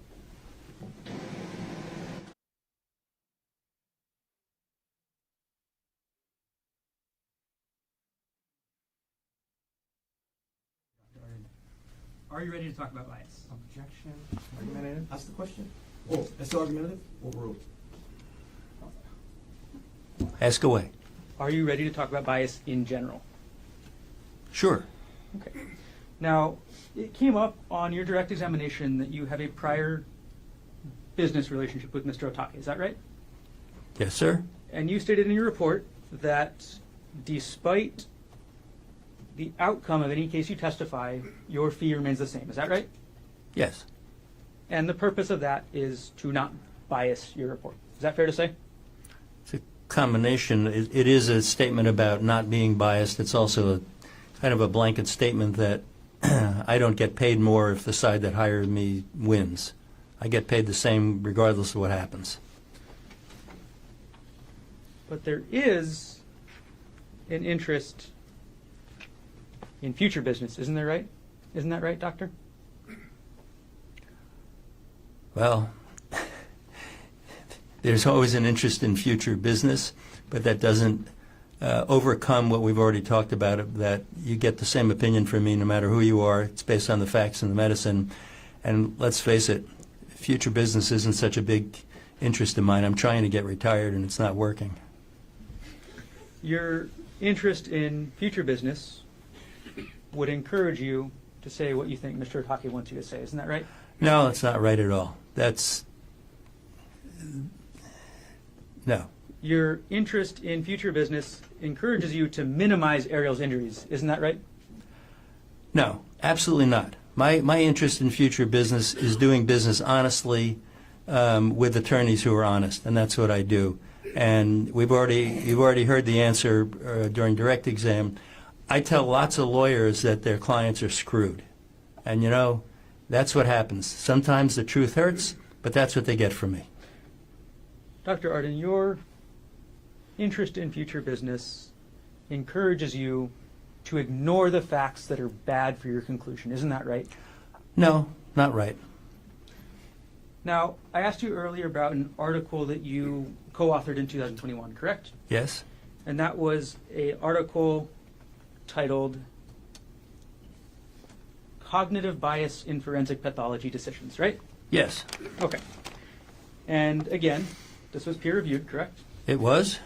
And you obviously care about bias since you wrote an article about it, right? I do? One of the main points in that article was that forensic pathologists should not be considering irrelevant non-medical information. Is that right, Dr. Arden? That is correct. Because irrelevant non-medical information can cause known biases, correct? It can? It can cause unknown biases, right? Well, at this point, I need to know what you mean by known and unknown. It can cause unconscious biases. Is that right? Yes, that's correct. Okay. So sometimes when a forensic pathologist looks at irrelevant non-medical information, it can cause a bias that even the forensic pathologist doesn't know about, right? Right. And that's what an unconscious bias is. Correct.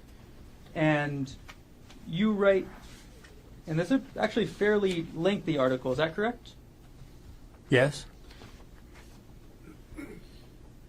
And you write, there should be transparency about if and what contextual information was relied upon. That is, if the pathologist's report explicitly state what non-medical contextual information was known and used in their decisions. Is that right? It is. And you think that's a good practice, right? I do. You think it's a good practice for when a forensic pathologist reviews irrelevant, non-medical information to disclose, first, what they reviewed, correct? Yes? And second, you think it's important for them to disclose how it impacted their conclusions. Is that right? Yes. And generally, it's not favored under this article that you wrote for a forensic pathologist to be looking at irrelevant non-medical information at all, right? Correct. It's not best practices, correct? The article doesn't define things in terms of best practices. It is something that should be avoided. I'll tell you, in the real world, sometimes it is difficult to avoid irrelevant or non-medical information because that's how things come to you. But you should recognize which things are irrelevant or non-medical, and you should make strong efforts to avoid being influenced by them.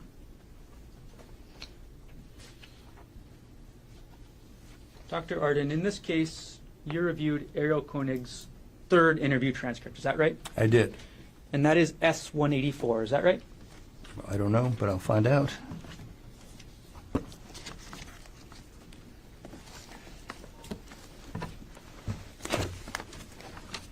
Yes, sir. Okay. So this S-184 that you're looking at is the transcript of the third interview of Arielle Konig. Is that right? Correct. Okay. And this is a document that you reviewed to prepare your report, correct? Correct. Dr. Arden, isn't it true that this interview is not talking about anything related to Arielle's injuries, right?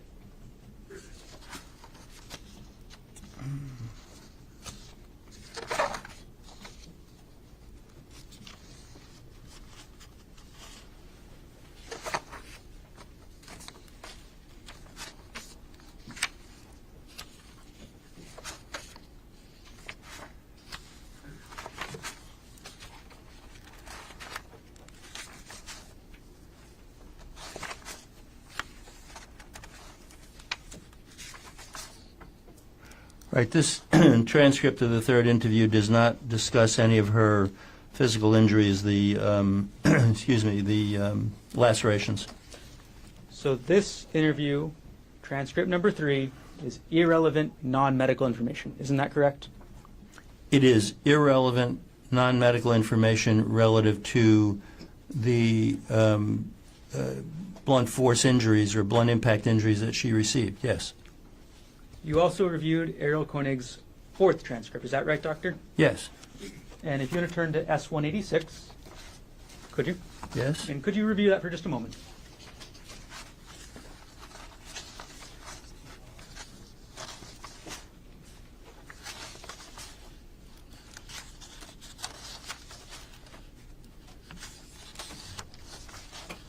Yes, sir. There's no medical information in this fourth interview about Arielle Konig's head injuries, correct? Correct. This is irrelevant non-medical information. Is that right? Correct. On which I did not rely for my opinions. You testified earlier that you reviewed it, right? I reviewed it. I review many things. There are many facts and features in medical records that I review that don't become part of my opinions either.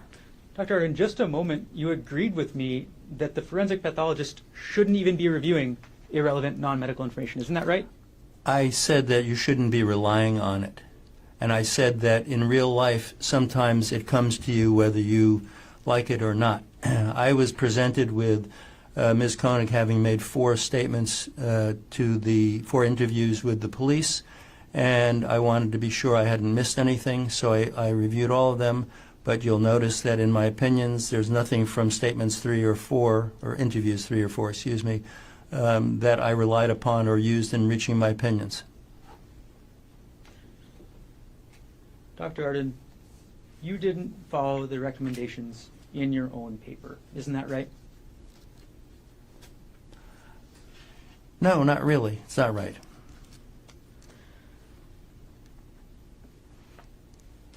You testified earlier, Dr. Arden, that you were the chief medical examiner in Washington, D.C., correct? Yes, sir. And that was from, I'm going to pull up your CV so I get the dates correct.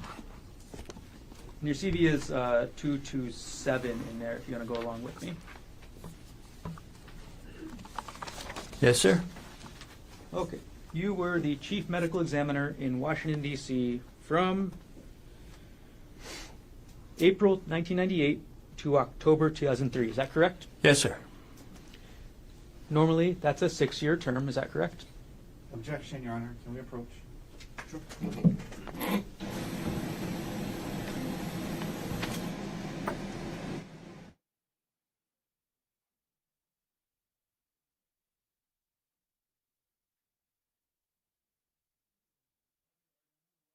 The office of the chief medical examiner in Washington, D.C. after 5.5 years, correct? Yes, sir. Okay. Before you left, there was an audit from the Office of the Investigator General of the City of Washington, D.C., correct? Not the Investigator General. I'm sorry. Is it OIG? Yes. And that's S230 with you, right? Yes. I'm sorry, it's the Office of the Inspector General conducted this audit, correct? Correct. Okay. Can you turn to page 31 of that audit?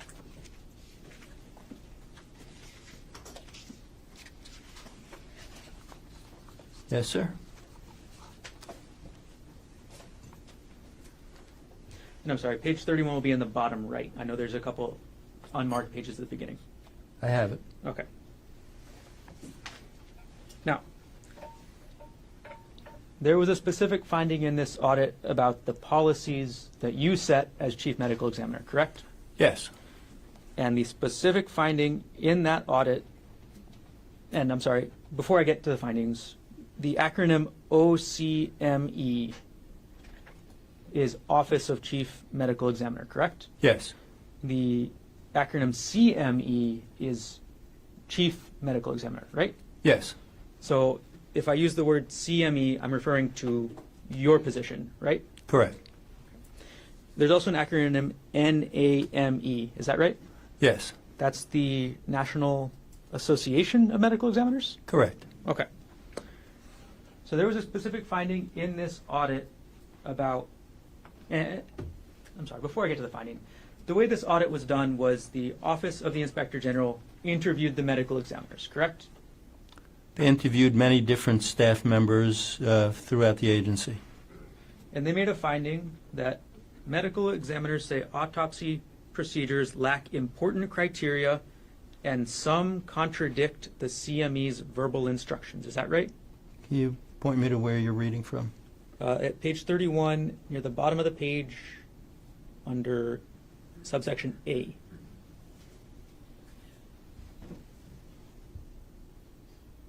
Okay, could you read the excerpt again, please? Okay. The finding was that medical examiners say autopsy procedures lack important criteria and some contradict the CME's verbal instructions. Is that right?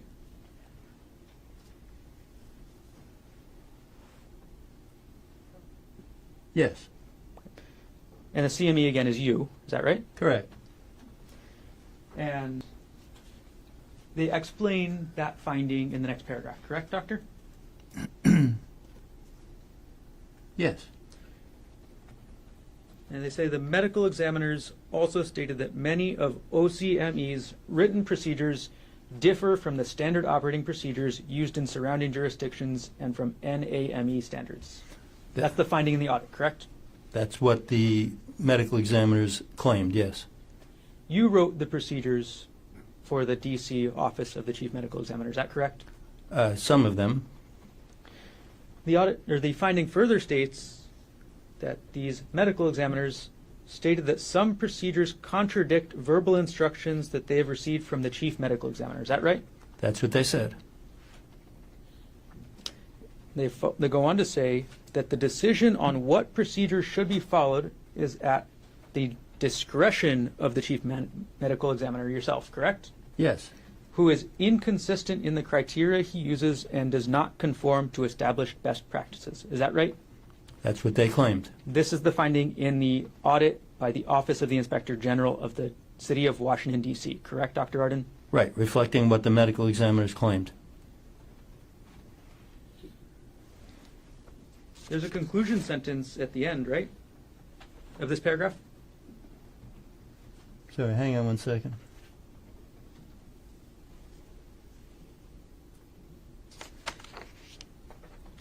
I think that was an unspecific question, Doctor. It was.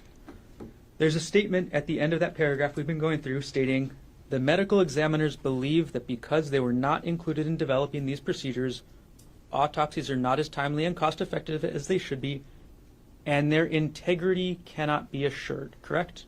That's a statement, yes. Okay. And again, these are all referring to the policies that you wrote, correct? This is referring to criticisms from employees about policies and procedures that I implemented. And their criticism was that the policies and procedures that you implemented meant that their autopsies, the integrity of their autopsies, could not be assured, correct? Again, that was a claim made. That's not a fact, and I disagree with it. Okay. This is, if you go to the top of the page that we're looking at, it says key findings, correct? Yes. This is a key finding of the audit by the Office of the Inspector General of Washington, D.C., correct? Yes. Well, objection, it's misleading. The findings are in the All right. headings. There's a summary after.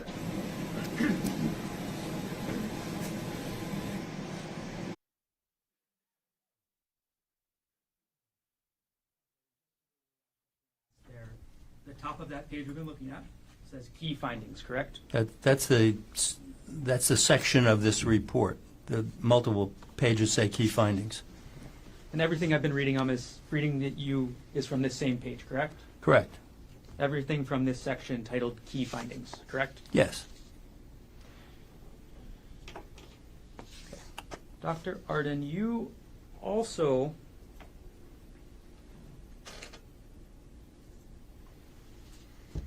have a long history of going on the news, correct? There was a period of time when I did talking head kind of things on news programs, yes. I haven't done it in a number of years, but for a while I did.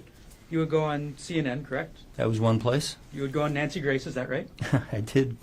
It's a little embarrassing, but I did many Nancy Grace shows. I'm not going to comment on how embarrassing that would be for anybody or any comment about that. But you were on the show, right? I was. Okay. Now, you did a specific statement in, or could you turn to S229, Doctor?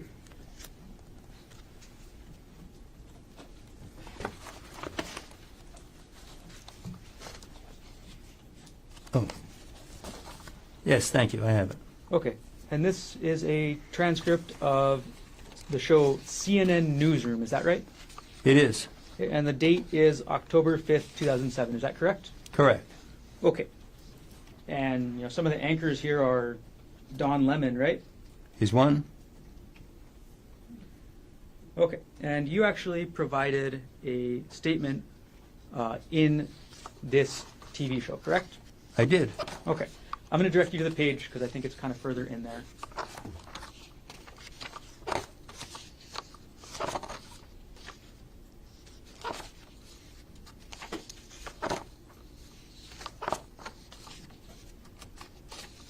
Okay. Dr. Arden, could you go to page 11 out of 15? I apologize. There may not be page numbers. There are no page numbers, but I think I was there.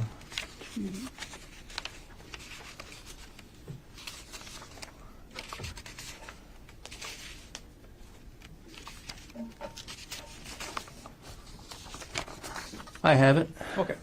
And you made a statement to CNN about the Maricopa County medical examiner releasing information, correct? Yes, not the police. I'm sorry, it was, Excuse me. take a moment, let me know when you're ready. Thank you, I'm ready. Okay, so you gave a statement about the Maricopa County Medical Examiner's Office releasing information, correct? I made a general statement about release of information that was related to a question from the Maricopa County Medical Examiner. Yes. And the statement you made was, you really need to be particularly careful about the release of information, not to look like you're hiding something, not to give anybody the false impression or any impression that they're not getting the full story. Is that correct, Dr. Arden? That's correct. And you still believe that statement today, correct? I do, especially in that context. You believe it's important to not hide information, right? Correct. You believe it's important for people to get the full story, correct? Correct.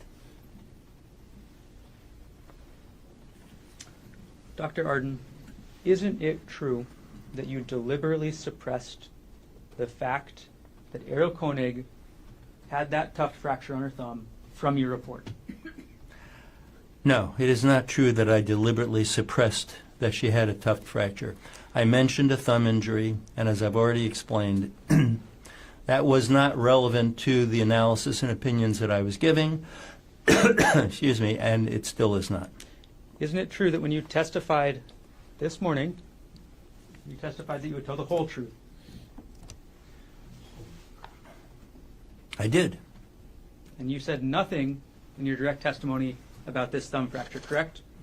Right. I also said nothing in my direct testimony about many other medical details that she had that were in those records.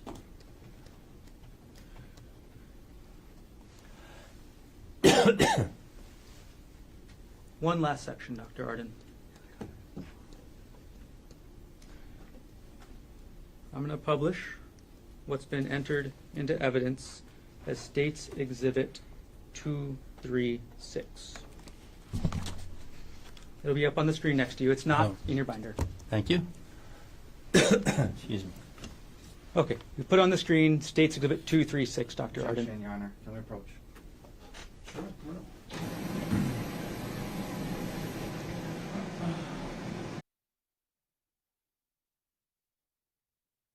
I'm going to put that photo back up on the screen, State's Exhibit 236.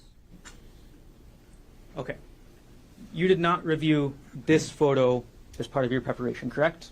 Excuse me. I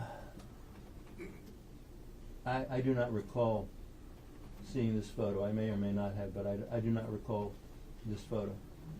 And you were not asked to provide any opinions, and I want to clarify, I'm not asking you to provide any opinions, but you were not asked to provide any opinions about what you see in this photo, correct? Correct. The only opinions you were asked to provide were about Arielle Konig, is that right? Correct. Okay. And I'm going to publish now State's Exhibit.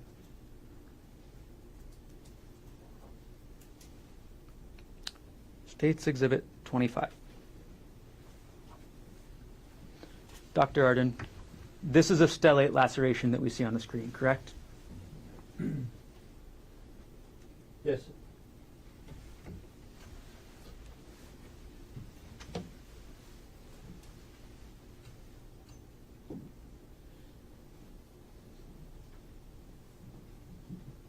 Okay, I'm going to take the exhibit down. I have no further questions.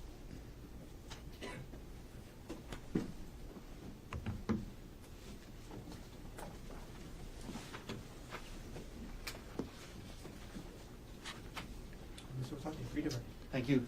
Thank you, Dr. Arden. I'll try to keep this relatively brief. The audit that you were asked about when you were the chief medical examiner of the Washington, D.C.'s office, that was from, was it 2002? Is something like that? 2003. 2003, so 23 years ago? Yes. And as audits do, it pointed out some findings and made recommendations of how to improve. And in the audit, you agreed to the recommendations, right? I agreed to many of their recommendations, and also, by the way, they're statutorily required to include my comments or responses, Okay. which they did, and some of them disagreed with some of the statements in the findings or made by other employees. But bottom line is, they made some findings. Clearly, the office wasn't perfect. I agreed to many of the actually almost all the findings, and agreed that we should improve those things. And that was 23 years ago. Correct. All right. Now, 1 second. I'm just going to kind of run through some areas here that you were asked about. You know, he asked you about testifying mostly for defense, and we talked about how, because the prosecutors have their own medical examiners and whatnot, and I think you said last month you testified for the prosecution, just last month, right? Correct. You were asked about getting paid, and I think you said $700 an hour, Yes. which is another reason we're going to try to keep this short right now. But and you said about 10 hours, so maybe $7,000 around there, and Yeah, just short of that. and then 7,000 for the day, right? Correct. Doctor, would you sacrifice your integrity for 14 grand? No way.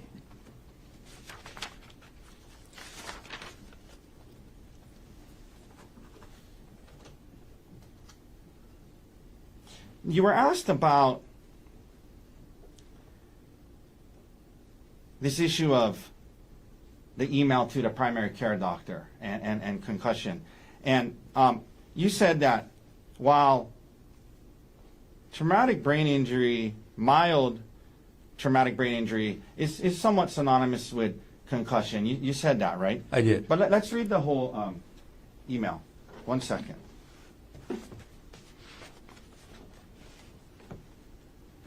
One second, I had it here somewhere.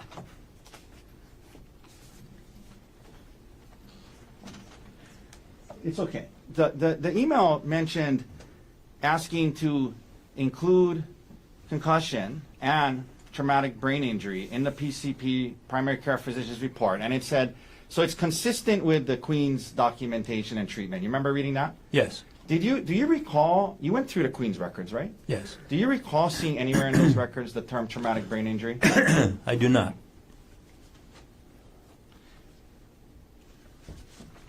You were asked about the statements gave by Ms. Konig where she said up to 10 times and, things like that. The only number she mentioned was 10, correct? Sorry. Yes, that's the only number. Yeah, and so, and there were places she said, 100% with all his might, right? Yes. All And- full force. Full force. And you were asked to give an opinion about whether her statements were consistent with her injuries, and you said, in your opinion, it's likely consistent with 2, maybe 3 hits, is what you said today, right? I said several blows in my report, and I testified here today. Excuse me. Most probably 2 to 3. Okay, so consistent with 2, maybe consistent with 3, right? Yes. But not likely consistent with 4, 5, 6, 7, 8, 9, up to 10, correct? Those are, excuse me. Yeah. Those are unlikely.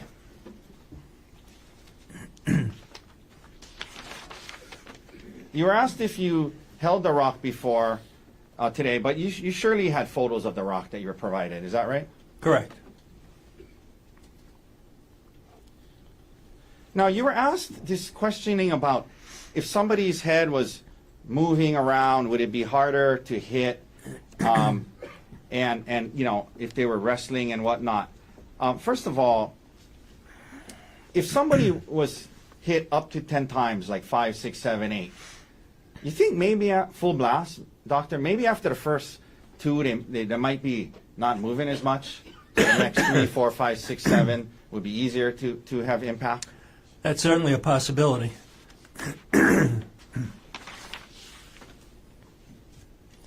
Now, I just want to make sure that we're being fair here to you. So you were asked about when you were saying that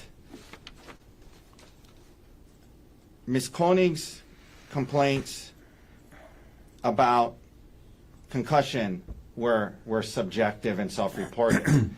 And then he brought up, well, isn't it true at the Queen's she had vomited? You remember that? I do. But isn't it true in your report that he had, when you were talking about that, it said the records from the primary care physician, indicated that Ms. Konig was experiencing post-concussion symptoms of dizziness and nausea. And you said, I note that her complaints were entirely subjective. You were talking about the complaints to the PCP, right? Correct, at a later date. Yeah, you weren't trying to say that there was no vomiting at Queen's, right? Correct. You're talking about her complaints to the primary care, right, in your report? That's correct.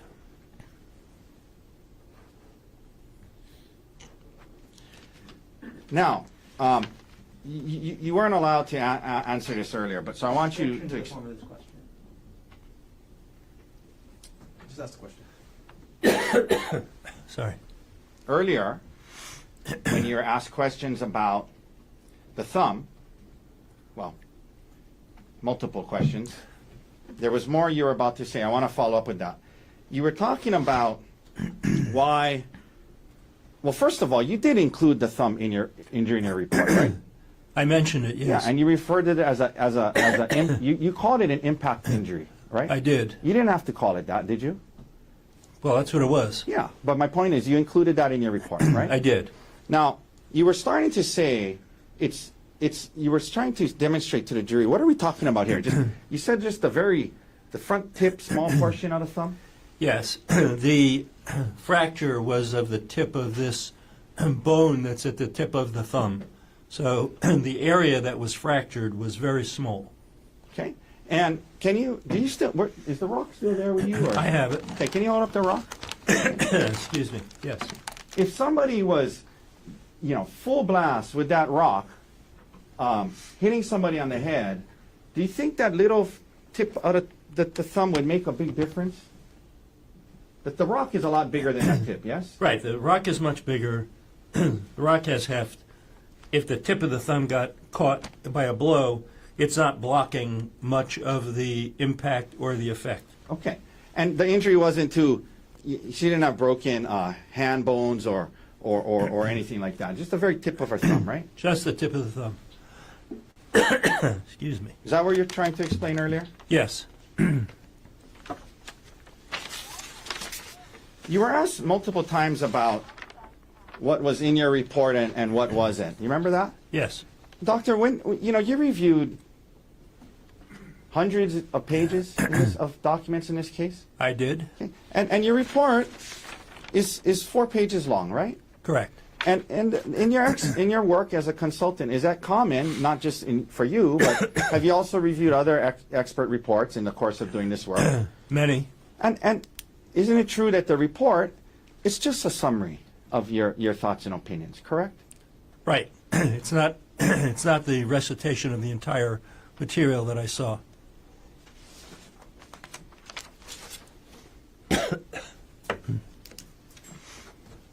You were asked about this injury going all the way to the skull, okay? Yes. And so, but just so we're clear, and my head is probably a good example because I don't have hair, but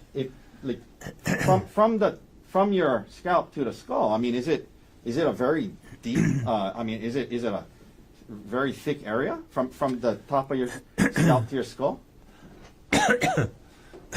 No, you're probably talking about half an inch, 5/8 of an inch, that neighborhood. All right.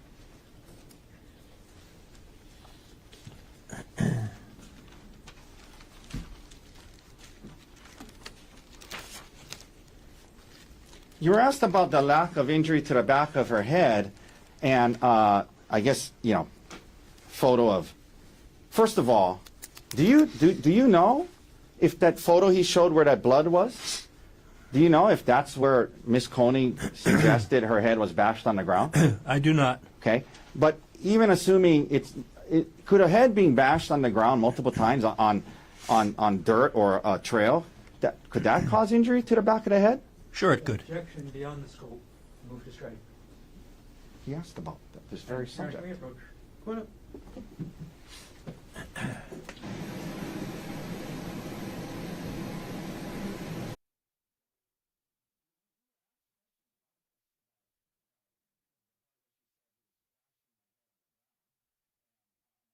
As a medical doctor, do you agree that bashing someone's head on the ground, even if it's dirt or a mountain trail, could cause injury? Yes.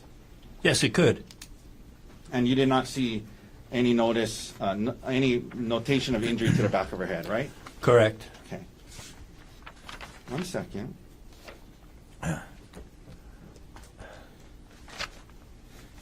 Let me. 1 second. Let me ask you two last subjects here. Okay. So, you were asked by the prosecutor. Apparently, well, I guess he's faulting you, or he's bringing up that. Argumentative. Sustain. You were asked by him. He raised this issue. You understand from what was well. First of all, you review what's provided to you, right? Correct. And you understood Ms. Konig gave 4 statements to the police, right? Yes, And you were provided all 4 of those statements, right? I was. And you reviewed all 4 of her statements that was provided, and the parts that were helpful and mattered, you included, and the parts that weren't about medical, you didn't, right? Correct. Okay. Now, as an expert through the last 20 years, have you ever had an occasion where an attorney would question you about something that you weren't provided everything? Objection. Sustain. Why? Why?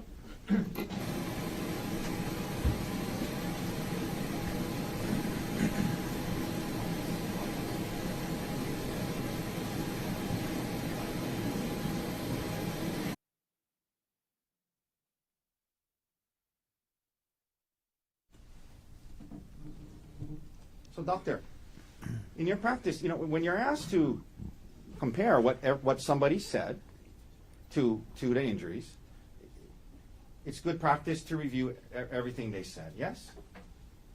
Pretty much, yes. And you can be criticized for not reviewing everything. Correct. Yes, that's true. So, for example, if we didn't give you 3 and 4 statements 3 and 4, he might be cross-examining you that you didn't review everything. Right? Correct. You've seen that happen, right?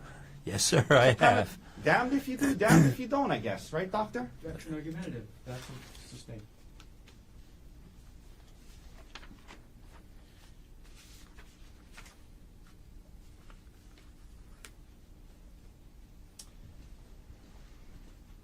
The one prior case you provided opinions on for me one time over 10 years ago, prosecutor indicated that was a business relationship. Just to be clear, we've never been in any business together, but you were retained once before over the last 10 years, correct? That's right. You were then asked about future business and how something about, isn't it true, essentially you would say things that aren't true to get future business. Do you remember him asking that? States the question. No. Do you remember him asking that? I do. And first of all, again, is that offensive to you? Highly. Apologize for asking this question, but how old are you, doctor? No embarrassment. Well, this month I'll be 72. Okay. And you mentioned that you're trying to retire, trying to slow down, right? Trying. Not succeeding so well, but I'm trying. But do you need more work, doctor? No, I'm turning down plenty of work right now. You're in a position where you pick and choose the cases you want to work on and the attorneys you want to work with, right? Yes. Are you concerned about getting future business? No, I'm not. As I said, I am currently turning down a substantial number of cases that come to me. And your wife, who traveled with you, how does she feel about you taking on your cases? Well beyond the scope. Sustained. This goes to his lack of need for future business. I'll ask you a different way. Please. Is it a goal of your wife and yourself to slow down and enjoy yourself a little more? Yes, Spend time with family? correct. So nowadays, it's not about future business, but it's you want to work on cases and you want to work with attorneys that you mentioned are ethical attorneys, right? Yes. Objection. It came out on he asked the question on the record. Absolutely not. Was objection sustained? We can approach. And it has to move to strike. Well, let's approach. There's nothing to strike, there's no answer.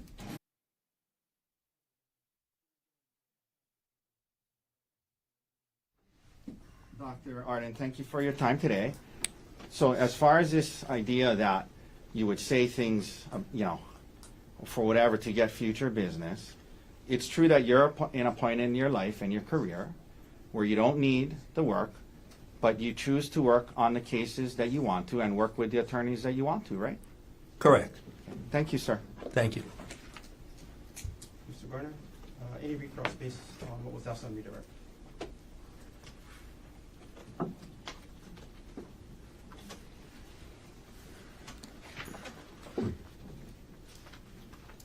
Dr. Arden, Hawaii is a good place to slow down with your wife, right?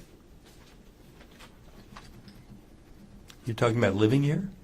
Visiting. Visiting Hawaii is wonderful.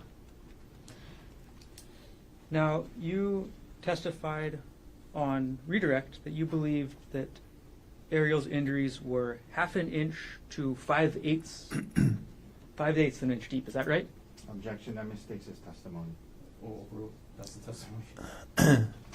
I testified that the approximate thickness of the scalp down to the skull is about 1/2 to 5/8 of an inch. It's an approximation. And again, the injury was all the way down to Arielle's skull, correct? Correct? So A plus B means that the injury was 1/2 inch to 5/8 of an inch deep on Arielle, correct? Approximately, yes. Right. You were also asked on your redirect about the unconsciousness or the effect of several blows to the head in rapid succession, correct? Correct? And you said that that could cause unconsciousness, right? I don't think I ever used the word unconsciousness, nor was it in the question. I did agree that it was possible that a person might be moving around less after being affected by several blows. And that's because the person could go unconscious, right? Well, person could go unconscious, person could be kind of dazed without being unconscious, person could be in pain and stops moving, lots of possibilities. The person could also be dead, right? Well, if you're dead, you're not moving. All right. Last thing, Dr. Arden. You testified on your redirect that you now believe, or you're consistent with your report that you believe that it was at minimum several blows, correct? That missed. Well, go ahead. I didn't say at minimum. I said approximately, I said several blows, several impacts in the report, and I testified here today to clarify that I believe most probably 2 to 3. And as we've been very clear with your cross-examination, Dr. Arden, you're not counting Arielle Konig's thumb fracture, correct? Correct. You're not counting the damage to her face, correct? Correct. That's separate. You're only counting her scalp, is that right? Correct. Thank you. No further questions. Thank you, sir. Nothing further. Thank you, doctor. Thank you. Dr. Arden, thank you. You can step down. Appreciate you being here. Watch that step. Yes, thank you, Your Honor. Counsel Pro Tem, record. Turn some of these. I need to have a more extensive legal discussion with the attorneys. Instead of having you wait, I'm just going to call the early lunch recess. Have you come back at 1:15. Leave your notebooks on the chair. We'll talk to anybody about this case. Keep an open mind. Do not try to learn about this case outside of the court. All of you, have a good lunch. See you at 1:15. All rise.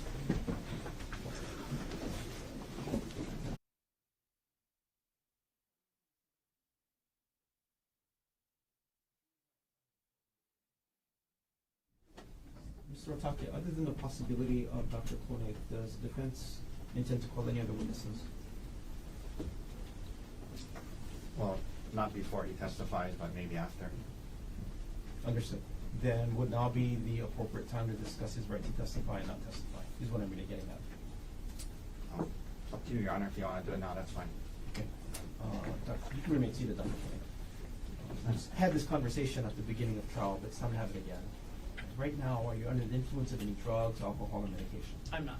Any problems understanding the English language? No. Are you thinking clearly right now? Yes. When we discussed this trial, when we started this trial, we discussed your rights to testify and not testify. I remember now. You do have the constitutional right to testify in your own defense. Do you understand what that means? Yes. You should consult with your lawyers about your decision. But this is your decision. And if you want to testify, nobody should stop you from testifying. Do you understand that? I understand. And if you choose not to testify, the prosecutor will have the opportunity to cross-examine and question you. Do you understand what that means? Yes. And just so we're clear, if you do choose to testify, just like all the other witnesses, you would come up to the stand, you would take an oath to tell the truth, and you would first be asked by questions by either Mr. Otake or Mr. Dirks. When they're done asking their questions, the prosecutor, probably Mr. Garner, will have the opportunity to question you as well. Unless I sustain an objection or stop any of the questioning, you would have to answer all of the questions that are put to you by all of the attorneys. Does that make sense? I understand. Do you have any questions about what happens if you choose to testify at trial? No. And you also have a constitutional right to not testify and remain silent. Do you understand what that means? Yes. And I want to make sure I get this correct. Again, it's your decision about whether or not to testify. And if you don't want to testify, nobody should pressure you, and you should not feel pressured or coerced in any way to testify. Does that make sense? Yes. If you choose not to testify, the jury will be instructed that it cannot consider your decision to not testify as well as your silence in any way when it decides the case. Do you understand what that means? Yes. I'm going to read exactly the instruction that I would give to the jury if you choose not to testify. And this is what it states. If you don't testify, the court will instruct the jury that the defendant has no duty or obligation to testify, and you must not draw any inference unfavorable to the defendant because he did not testify in this case, or consider this in any way in your deliberations. Did you understand the instruction that I read? Yes. Okay. Now, do you understand what happens if you choose not to testify? Yes. You have a choice to make, Dr. Konig. Did you discuss this decision and your choice with your attorneys? I did. Were they would answer all of your questions? They did. Do you need additional time to talk with them about this decision? I do not. Then I'm going to ask you, what is your decision, Dr. Konig, to testify or not testify? I'd like to testify. Thank you for answering my questions. You can have a seat. You as well, Counsel. Counsel, before the lunch recess, is there anything else we should take up on record? Nothing from the state. Mr. Otake. No, Your Honor. Then we will recess for lunch. Again, have everybody back at 1:10. Thank you.